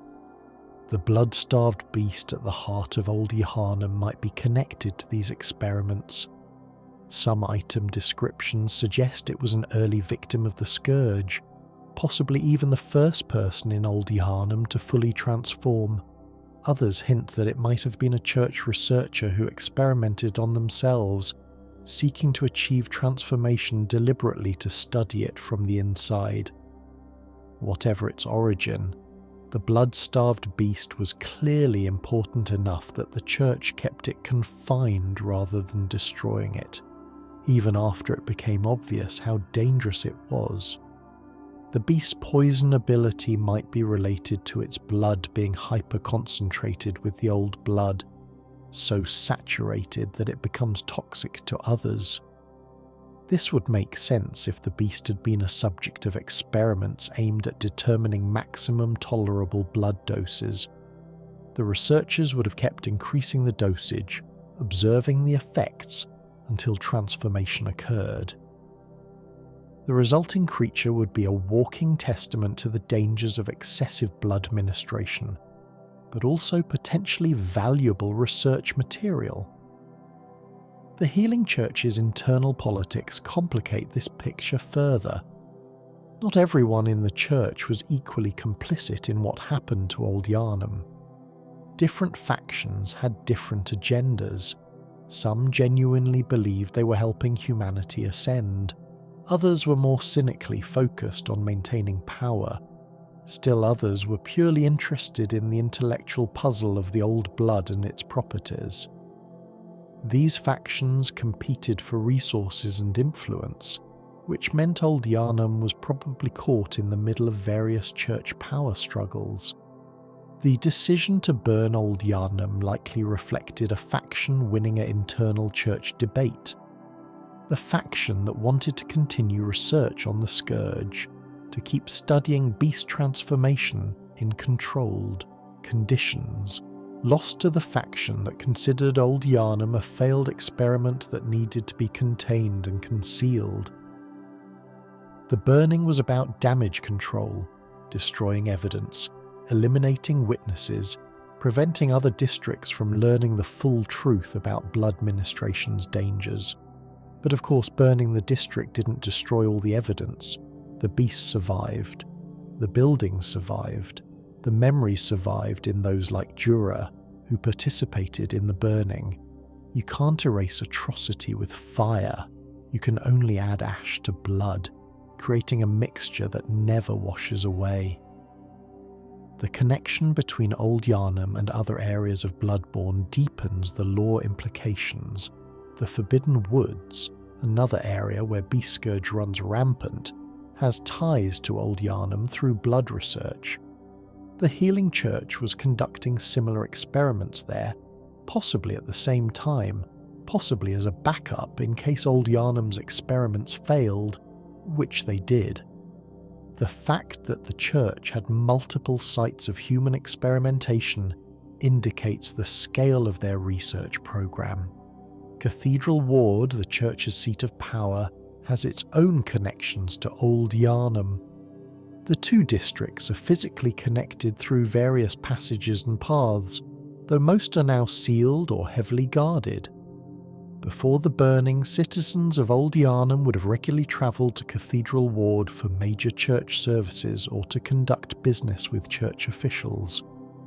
After the burning, those connections were severed, with Old Yharnam becoming literally beneath Cathedral Ward, both geographically and symbolically.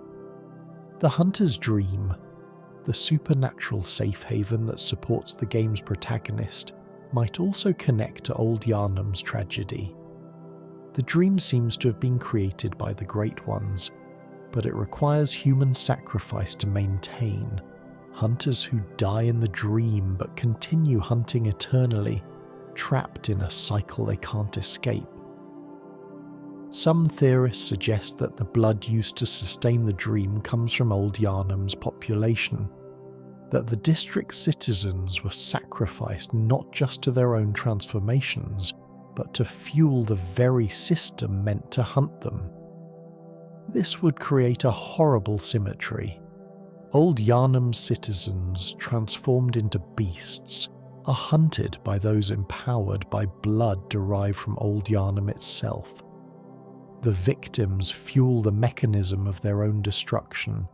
It's the kind of cruel irony that fits perfectly with Bloodborne's themes of cycles and futility. The research materials scattered throughout Old Yharnam, while often cryptic, reveal the cold scientific perspective the Church brought to bear on human suffering. Notes describe transformation stages in clinical terms, record measurements and observations, discuss citizens as if they were laboratory animals. There's no empathy in these documents, no recognition of the humanity being destroyed. To the Church researchers, Old Yharnam's population was simply data, subjects whose suffering and death would advance understanding of the old blood. This clinical detachment makes the Church's sins worse in some ways than simple malice would.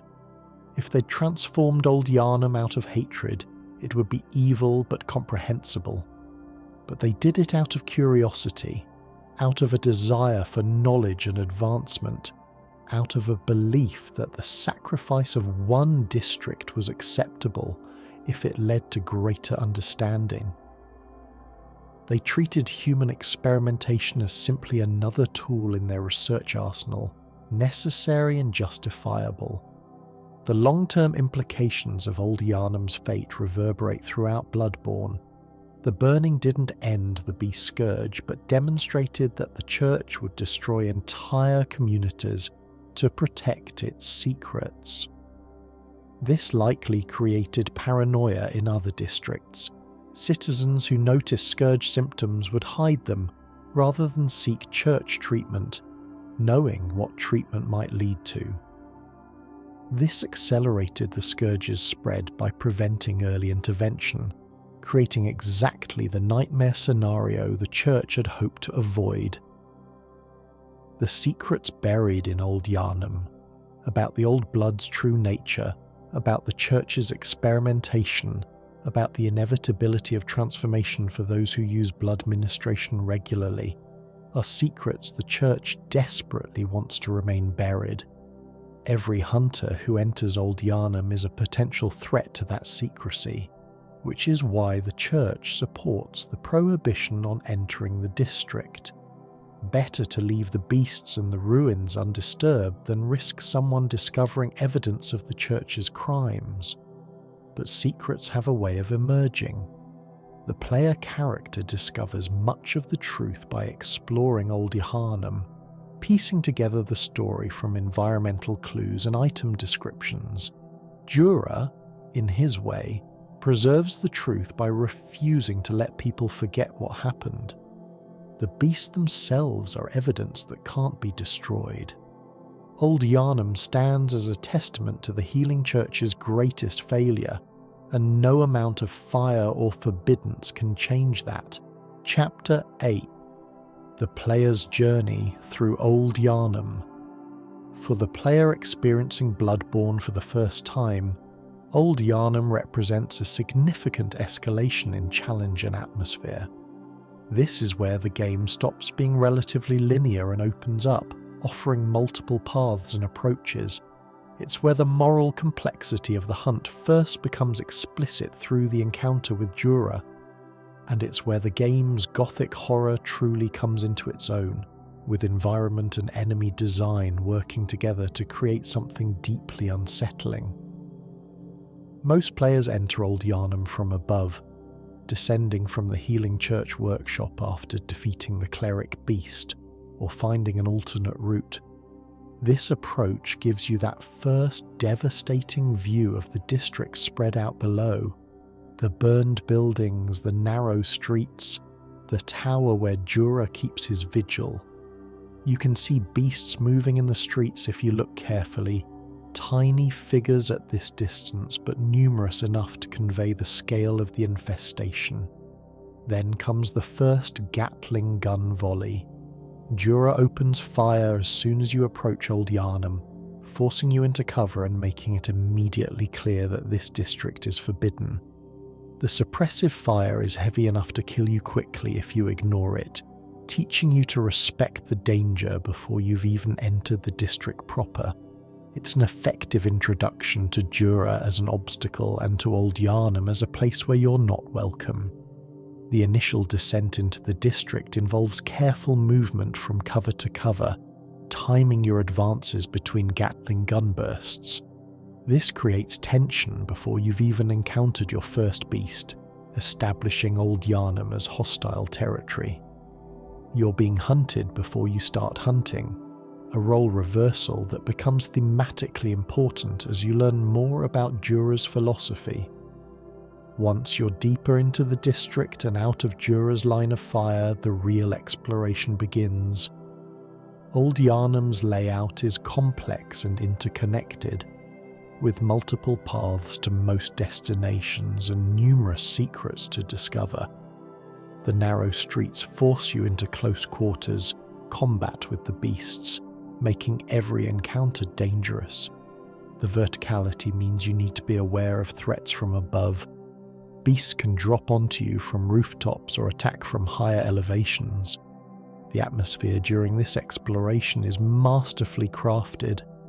The ambient sound design layers the howls of distant beasts with the creak of damaged buildings, the whisper of wind through ruined structures, and occasionally the crack of Jura's Gatling gun from his tower.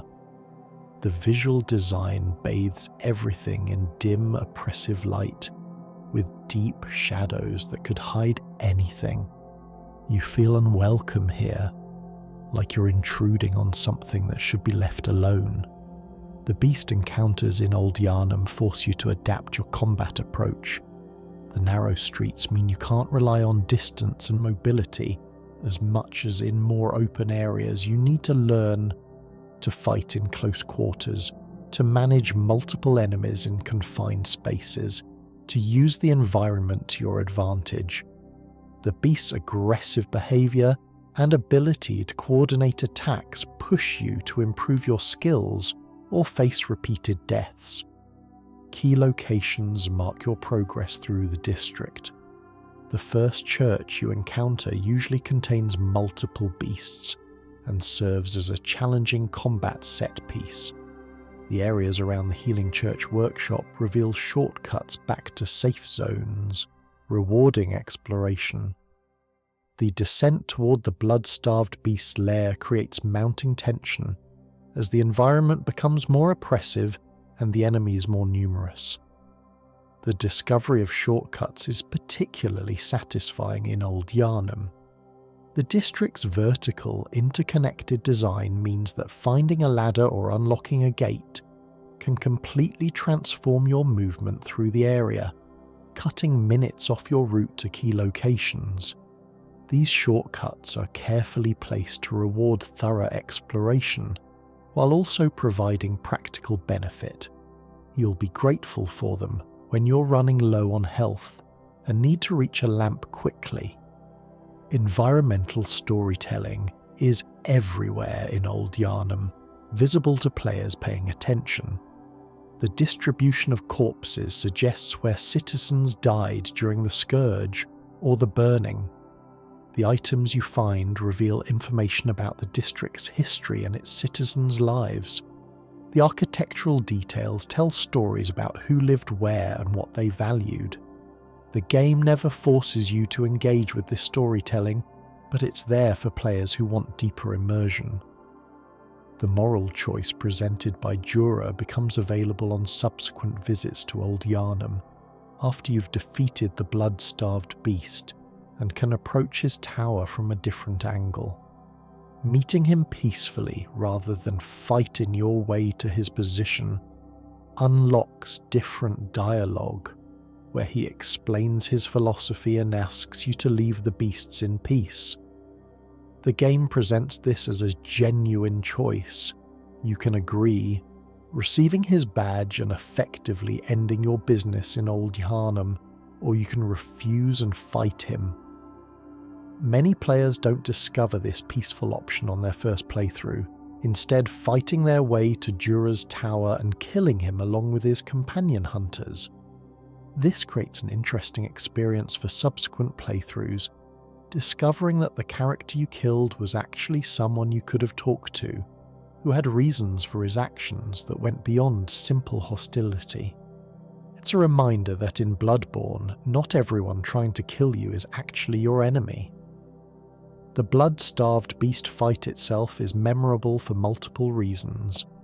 The arena is relatively small and filled with pillars, creating a claustrophobic environment where the beast can corner you. The beast poison aura creates a constant pressure beyond its direct attacks. You need to manage antidote use while also avoiding its swipes and grabs. The fight rewards aggression and close-range combat, pushing you to overcome your instinct to maintain distance from such a dangerous enemy. Defeating the blood-starved beast opens up new areas and progression paths, but it also marks the end of Old Yharnam as an active location in most playthroughs. With the boss dead and most items collected, there's little reason to return unless you're helping other players or farming blood echoes. The district becomes another section of the game you've completed, added to your mental map but no longer somewhere you regularly visit. Yet Old Yharnam lingers in memory more than many other Bloodborne areas. The combination of atmosphere, challenging encounters, moral complexity through Jura, and the sheer narrative weight of the district's tragedy makes it memorable.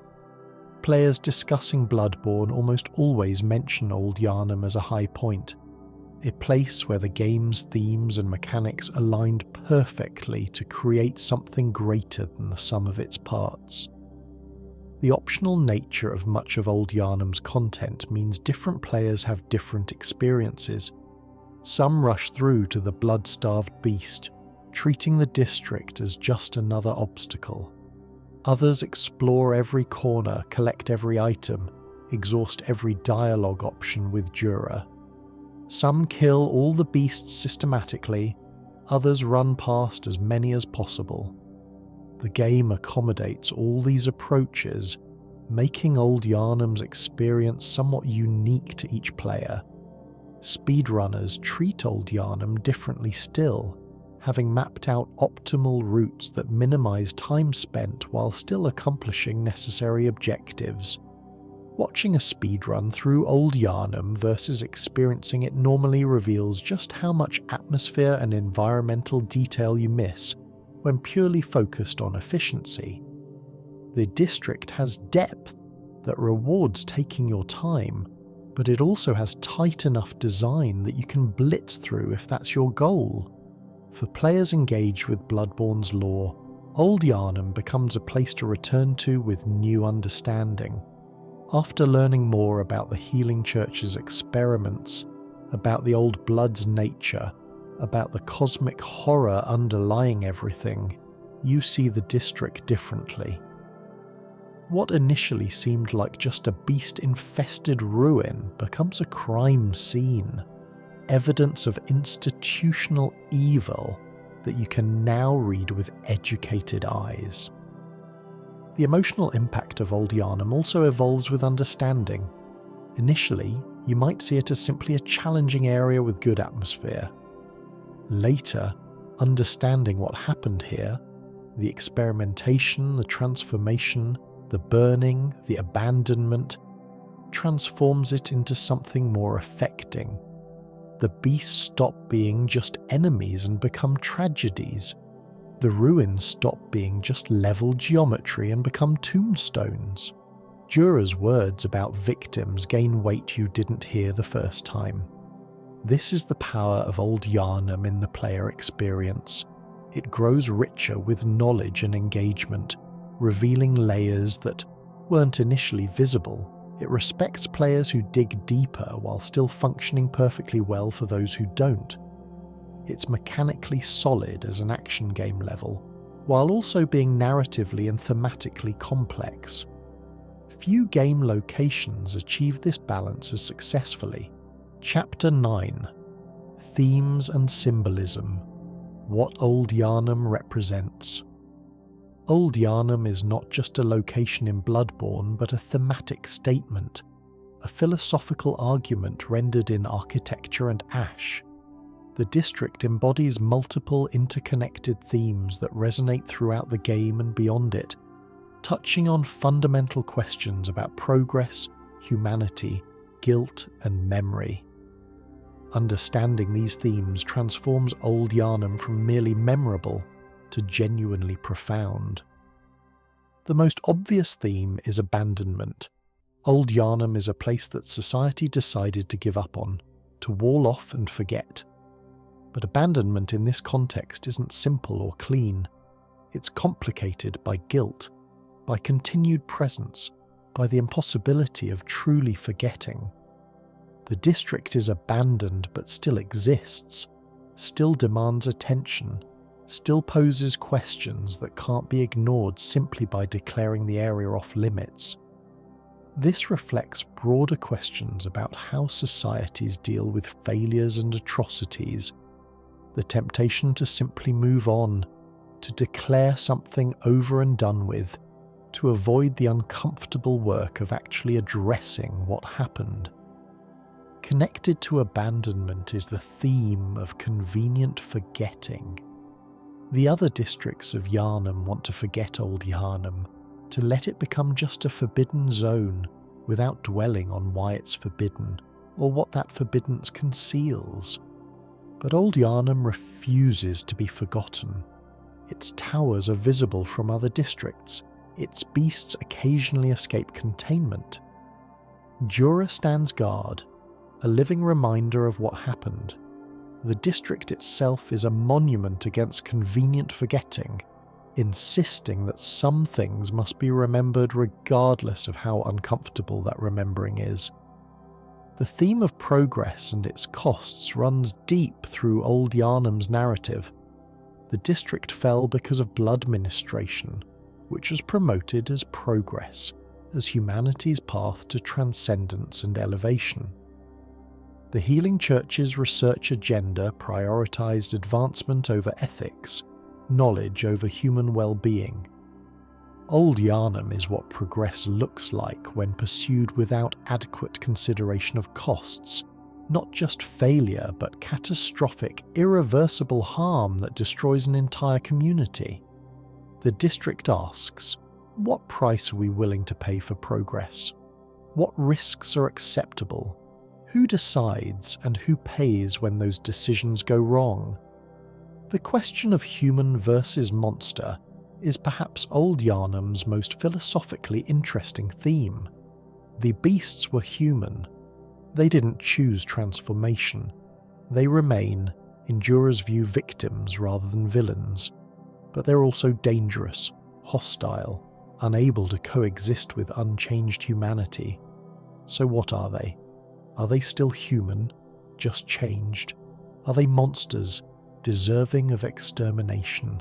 Are they something new, a third category that our simple binary can't accommodate? The game doesn't answer this definitively, instead presenting evidence for multiple interpretations and letting players decide for themselves. This ambiguity about the beast's status connects to larger questions about how we define humanity. Is humanity about consciousness, about moral capacity, about social behavior, or is it something more essential, something that persists even when all outward expressions of it are lost? The beasts challenge simple definitions of humanity, suggesting that the line between human and monster might be more blurred, more contextual than we'd like to believe. The cycle of violence is another crucial theme. Old Yharnam fell because of the beast scourge, which led to intensive hunting, which failed to contain the problem, which led to burning, which also failed to fully resolve the situation, which led to Jura establishing his vigil, which has created new violence as hunters who want to explore the district must fight him. Violence begets violence, each solution creating new problems that require further violence to address. The cycle appears endless, with no clear escape point visible. Jura's position represents an attempt to break this cycle by refusing to continue hunting. But even his refusal involves violence. He'll kill anyone who tries to enter Old Yharnam, turning his weapons against fellow hunters. He's tried to opt out of the cycle but finds himself still caught in it, still dealing death even if for different reasons than before. The impossibility of cleanly escaping cycles of violence is a recurring Bloodborne theme, and Old Yharnam illustrates it perfectly. The theme of institutions failing their people is inescapable in Old Yharnam's story.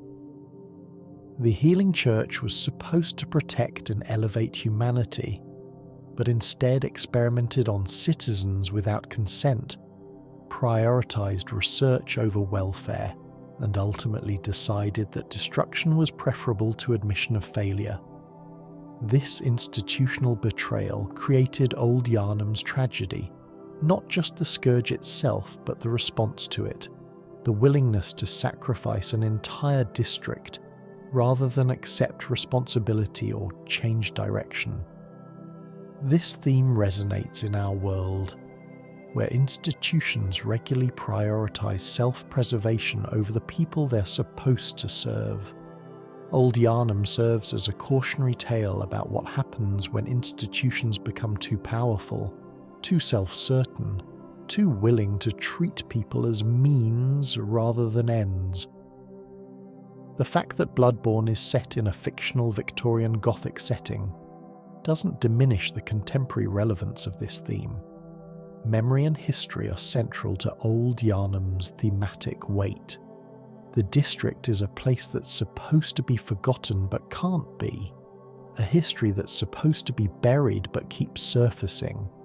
The tension between official forgetting and actual remembering plays out in the gap between what the healing church wants people to believe about Old Yharnam and what the place actually reveals to those who explore it. Physical spaces remember even when people try to forget, preserving evidence that contradicts convenient narratives. This theme connects to real-world debates about historical memory, about which histories get preserved and which get suppressed, about who decides what's remembered and how. Old Yharnam argues that physical evidence, ruins, graves, landscapes of trauma can resist official forgetting, can preserve truths that powerful institutions want buried. The district is evidence that can't be destroyed, a record that persists regardless of whether anyone wants to read it. The Gothic horror aesthetic of Old Yharnam reinforces these themes symbolically. Gothic architecture traditionally emphasizes height, reaching toward heaven, aspiring to transcendence. Old Yharnam's Gothic buildings still reach upward, but now they're burned shells, monuments to failed transcendence. The narrow streets that once created intimate community spaces now create hunting grounds. The churches that were centers of spiritual life now house beasts. Everything has been inverted, perverted, transformed into dark mirror of what it was supposed to be. This inversion is itself thematic. Old Yharnam is what happens when humanity's aspirations are twisted by hubris and poor execution. The district achieved the opposite of its goals. Instead of transcendence, degradation. Instead of community, isolation. Instead of healing, plague. The Gothic architecture serves as a constant reminder of these failed aspirations, reaching toward a heaven that never answered. The theme of mercy versus cruelty threads through Old Yharnam in complex ways. Was burning the district mercy or cruelty? Was it merciful to end suffering quickly, or cruel to give up on citizens who might have been saved? Is Jura's protection of the beast mercy or cruelty? Is it merciful to let them exist, or cruel to prolong their suffering? Is killing the beasts mercy or cruelty? Is it merciful to end their torment, or cruel to exterminate victims of transformation they didn't choose? The game presents these questions without easy answers, suggesting that mercy and cruelty might not be as distinct as we'd like to believe. The symbolism of fire in Old Yharnam deserves particular attention. Fire traditionally represents purification, transformation, renewal. But the fire that burned Old Yharnam accomplished none of these things.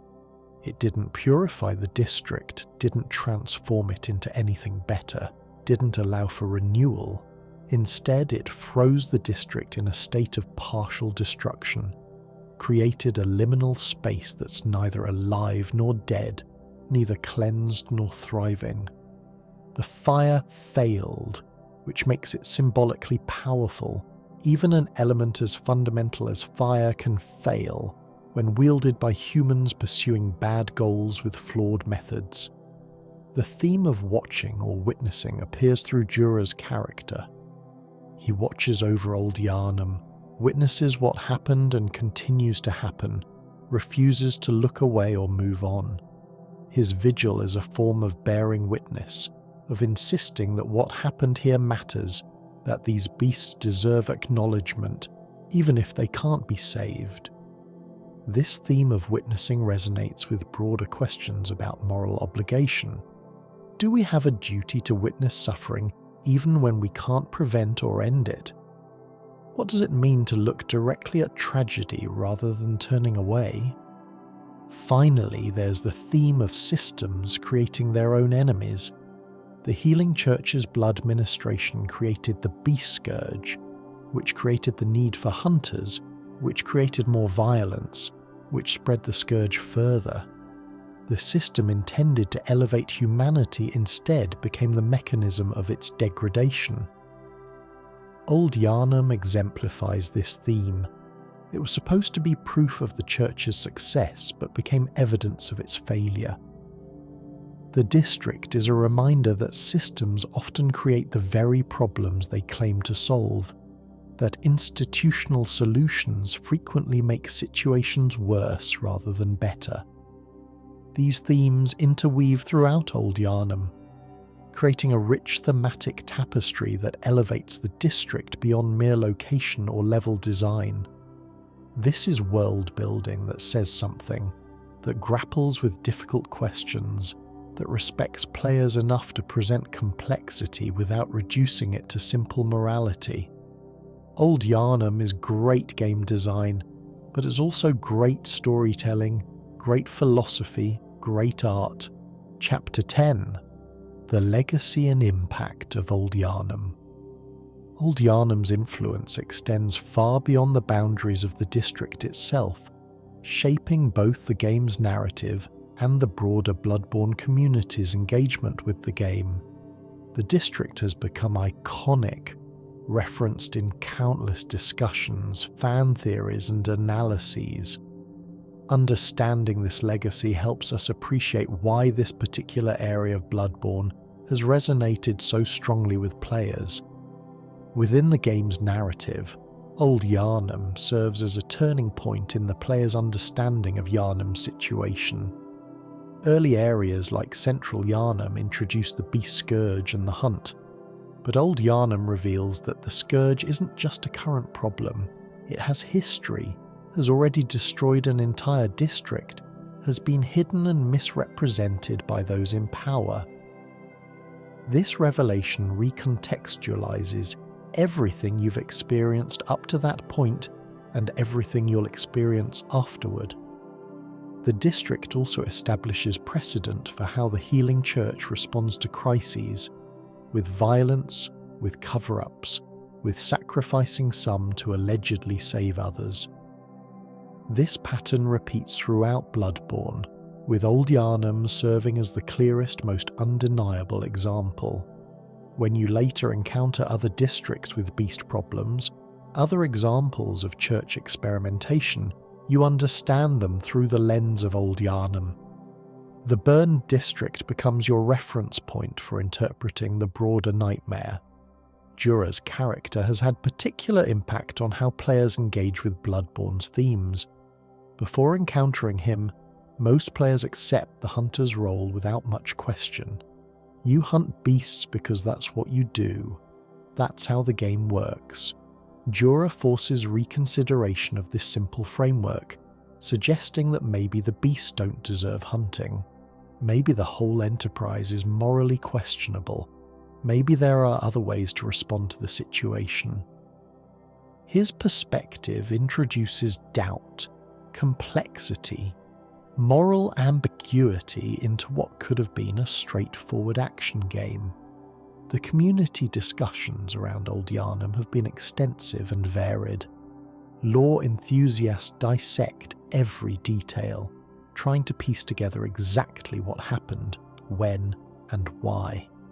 Moralists debate whether Jura is right or misguided, whether killing the beasts is mercy or murder, whether the player should honour his request or ignore it. Speedrunners optimize routes through the district, finding ways to accomplish objectives with minimal time and engagement. challenge runners figure out how to defeat the blood-starved beast under various constraints. The district supports all these different types of engagement.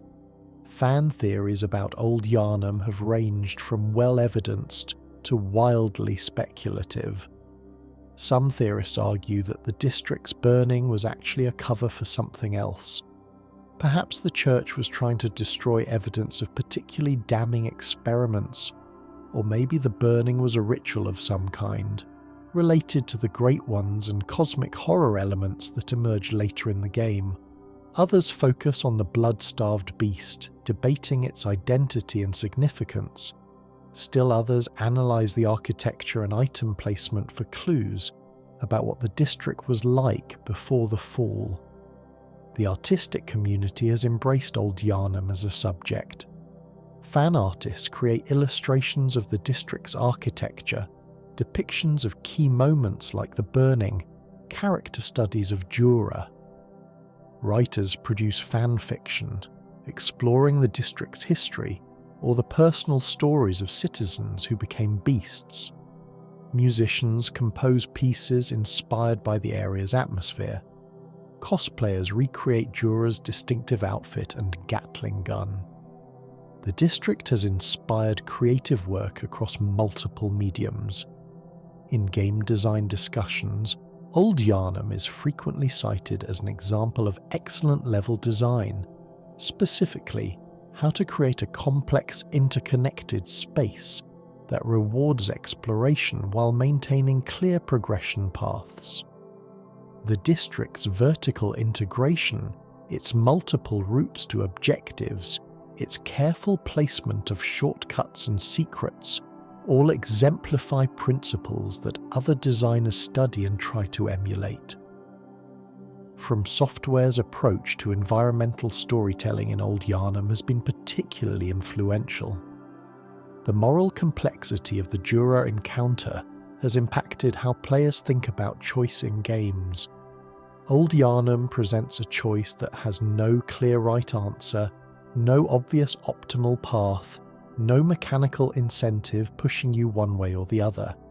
You choose based on your values, your interpretation of the situation, your sense of what's right. This stands in contrast to many game choices that are either mechanically incentivized or morally obvious.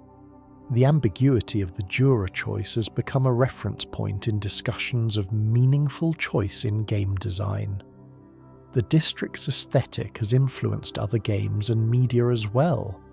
The combination of Gothic architecture with post-apocalyptic destruction, the atmosphere of tragic abandonment, the design of the beasts.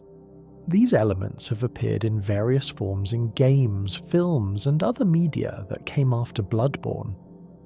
While it's not always possible to trace direct influence, Old Yharnam contributed to a broader aesthetic vocabulary that has been widely adopted. From a narrative perspective, Old Yharnam demonstrates how environmental storytelling can convey complex ideas without extensive dialogue or cutscenes. The district tells its story through architecture, enemy placement, item descriptions, and optional NPC interactions. Players who want to understand what happened can piece it together. Players who just want to fight through can do that too. This approach to narrative has influenced how other games, particularly in the Soulsborne genre, handle storytelling. The district's themes have proven remarkably resonant with contemporary concerns. The institutional betrayal, the experimentation on unwilling subjects, the decision to destroy rather than help a community facing crisis, the convenient forgetting of atrocities. These themes connect to real-world issues that players recognize. Old Yharnam becomes not just a fictional tragedy but a parable, a way of thinking about and discussing actual problems in our world. The accessibility of Old Yharnam's moral questions has also contributed to its legacy. You don't need a philosophy degree to engage with the ethical dilemmas the district presents. The question of whether Jura is right, whether the beast deserved protection or mercy killing, whether the burning was justified, these are questions that anyone can understand and have opinions about. The district's themes are profound but not obscure, complex but not inaccessible. In discussions of Bloodborne's best areas, Old Yharnam consistently ranks highly, though where exactly varies by individual preference. Some players prefer later areas that lean more heavily into cosmic horror. Others favour the complexity of places like the nightmare areas. But Old Yharnam has broad appeal. It excels in multiple dimensions simultaneously, satisfying players with different priorities and interests. It's technically accomplished, thematically rich, atmospheric, challenging, and memorable. The district has also become a touchstone in discussions about From Software's evolution as a developer. Comparing Old Yharnam to similar areas in Dark Souls or later games like Elden Ring reveals how the studio's approach to level design, environmental storytelling, and thematic complexity has developed. Old Yharnam represents a particular moment in this evolution, showing From Software at the height of their gothic horror period, before they moved toward different aesthetic and thematic territories. Streamers and content creators have found Old Yharnam rich territory for content. The district supports different play styles and approaches, making for varied and interesting streaming content. The moral choice with Jura creates discussion opportunities. The challenging encounters provide moments of tension and triumph. The lore invites analysis and explanation. Old Yharnam has probably been featured in thousands of hours of streamed content, introduced to audiences who might never play Bloodborne themselves. The legacy of Old Yharnam extends to how it's changed player expectations for similar content.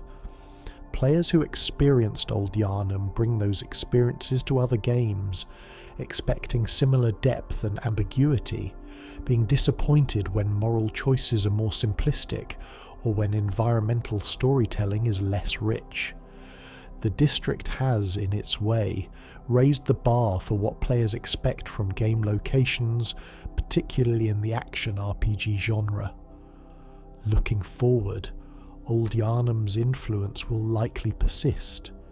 Future From Software games will be compared to it, other developers will study it, and players will continue discovering it for the first time and finding new dimensions in it on repeat playthroughs.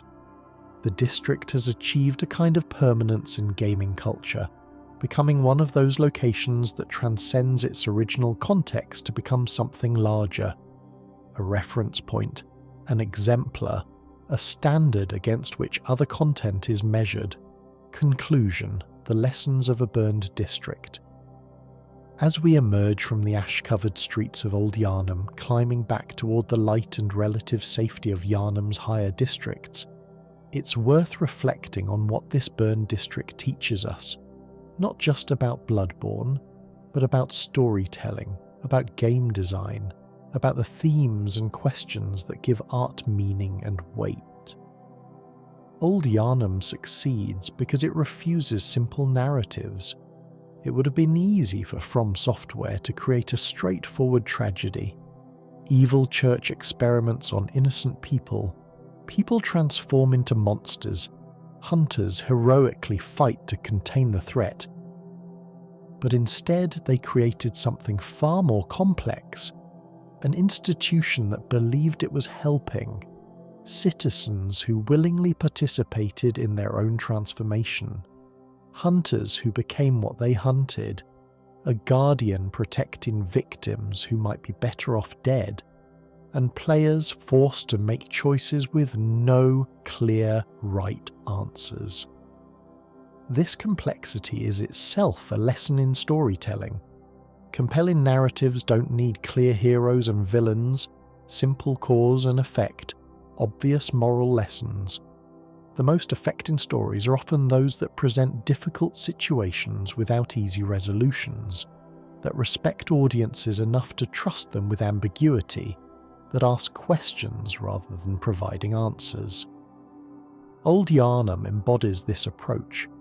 It presents a situation and lets you wrestle with its implications rather than telling you what to think about it.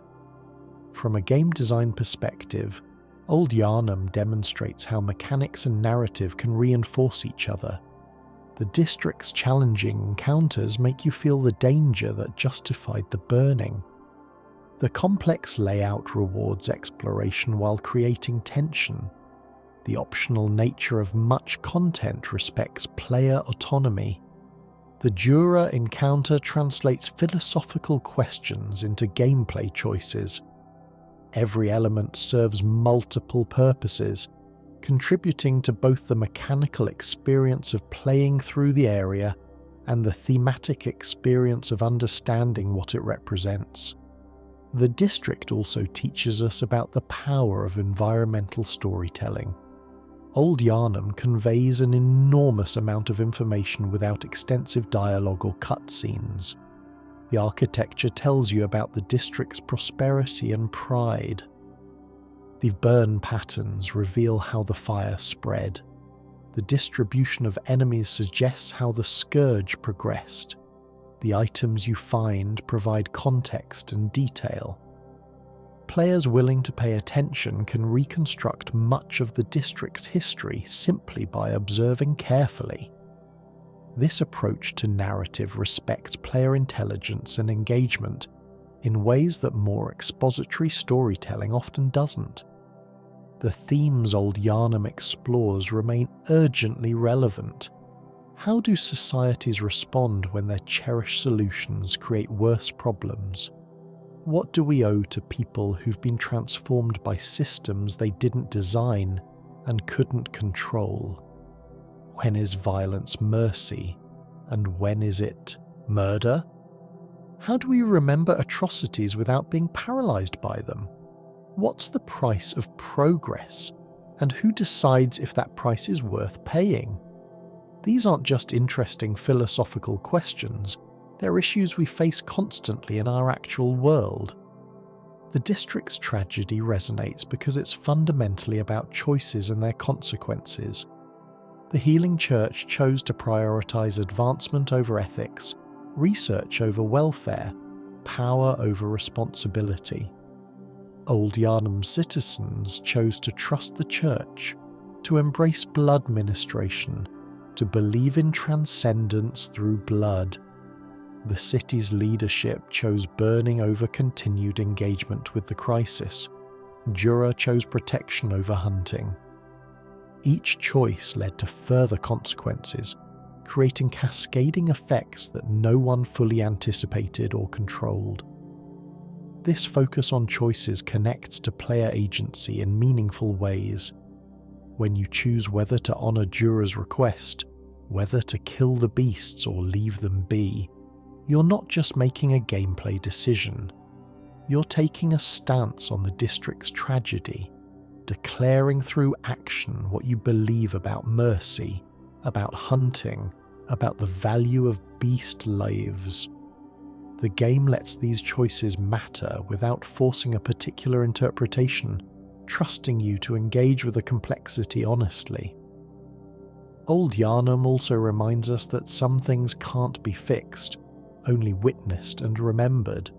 The district can't be rebuilt, its citizens can't be restored, the tragedy can't be undone. The best available option is Jura's. Stand guard, prevent further harm, refuse to forget. This is a dark lesson, but an important one. Not every problem has a solution. Sometimes all we can do is bear witness, acknowledge what happened, and try to prevent it from happening again.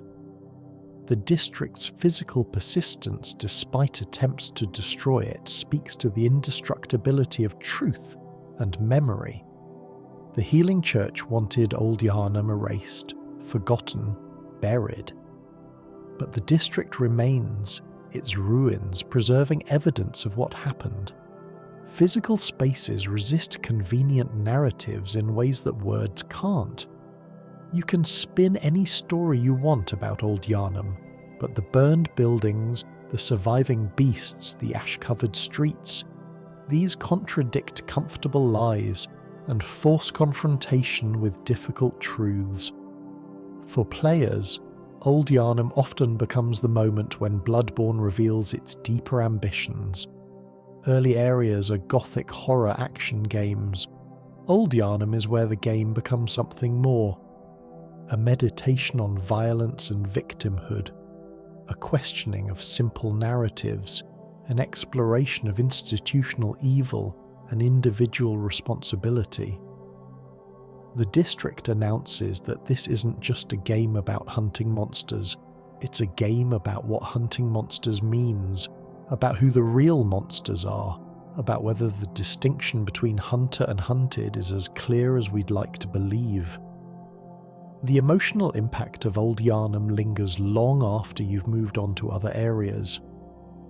The sight of Jura on his tower, the sound of beasts howling through ruined streets, the oppressive atmosphere of the burned district, these create memories that persist. This emotional resonance is part of what makes the district so successful. It's not just mechanically or narratively strong, it creates feelings, atmosphere, mood that stay with you.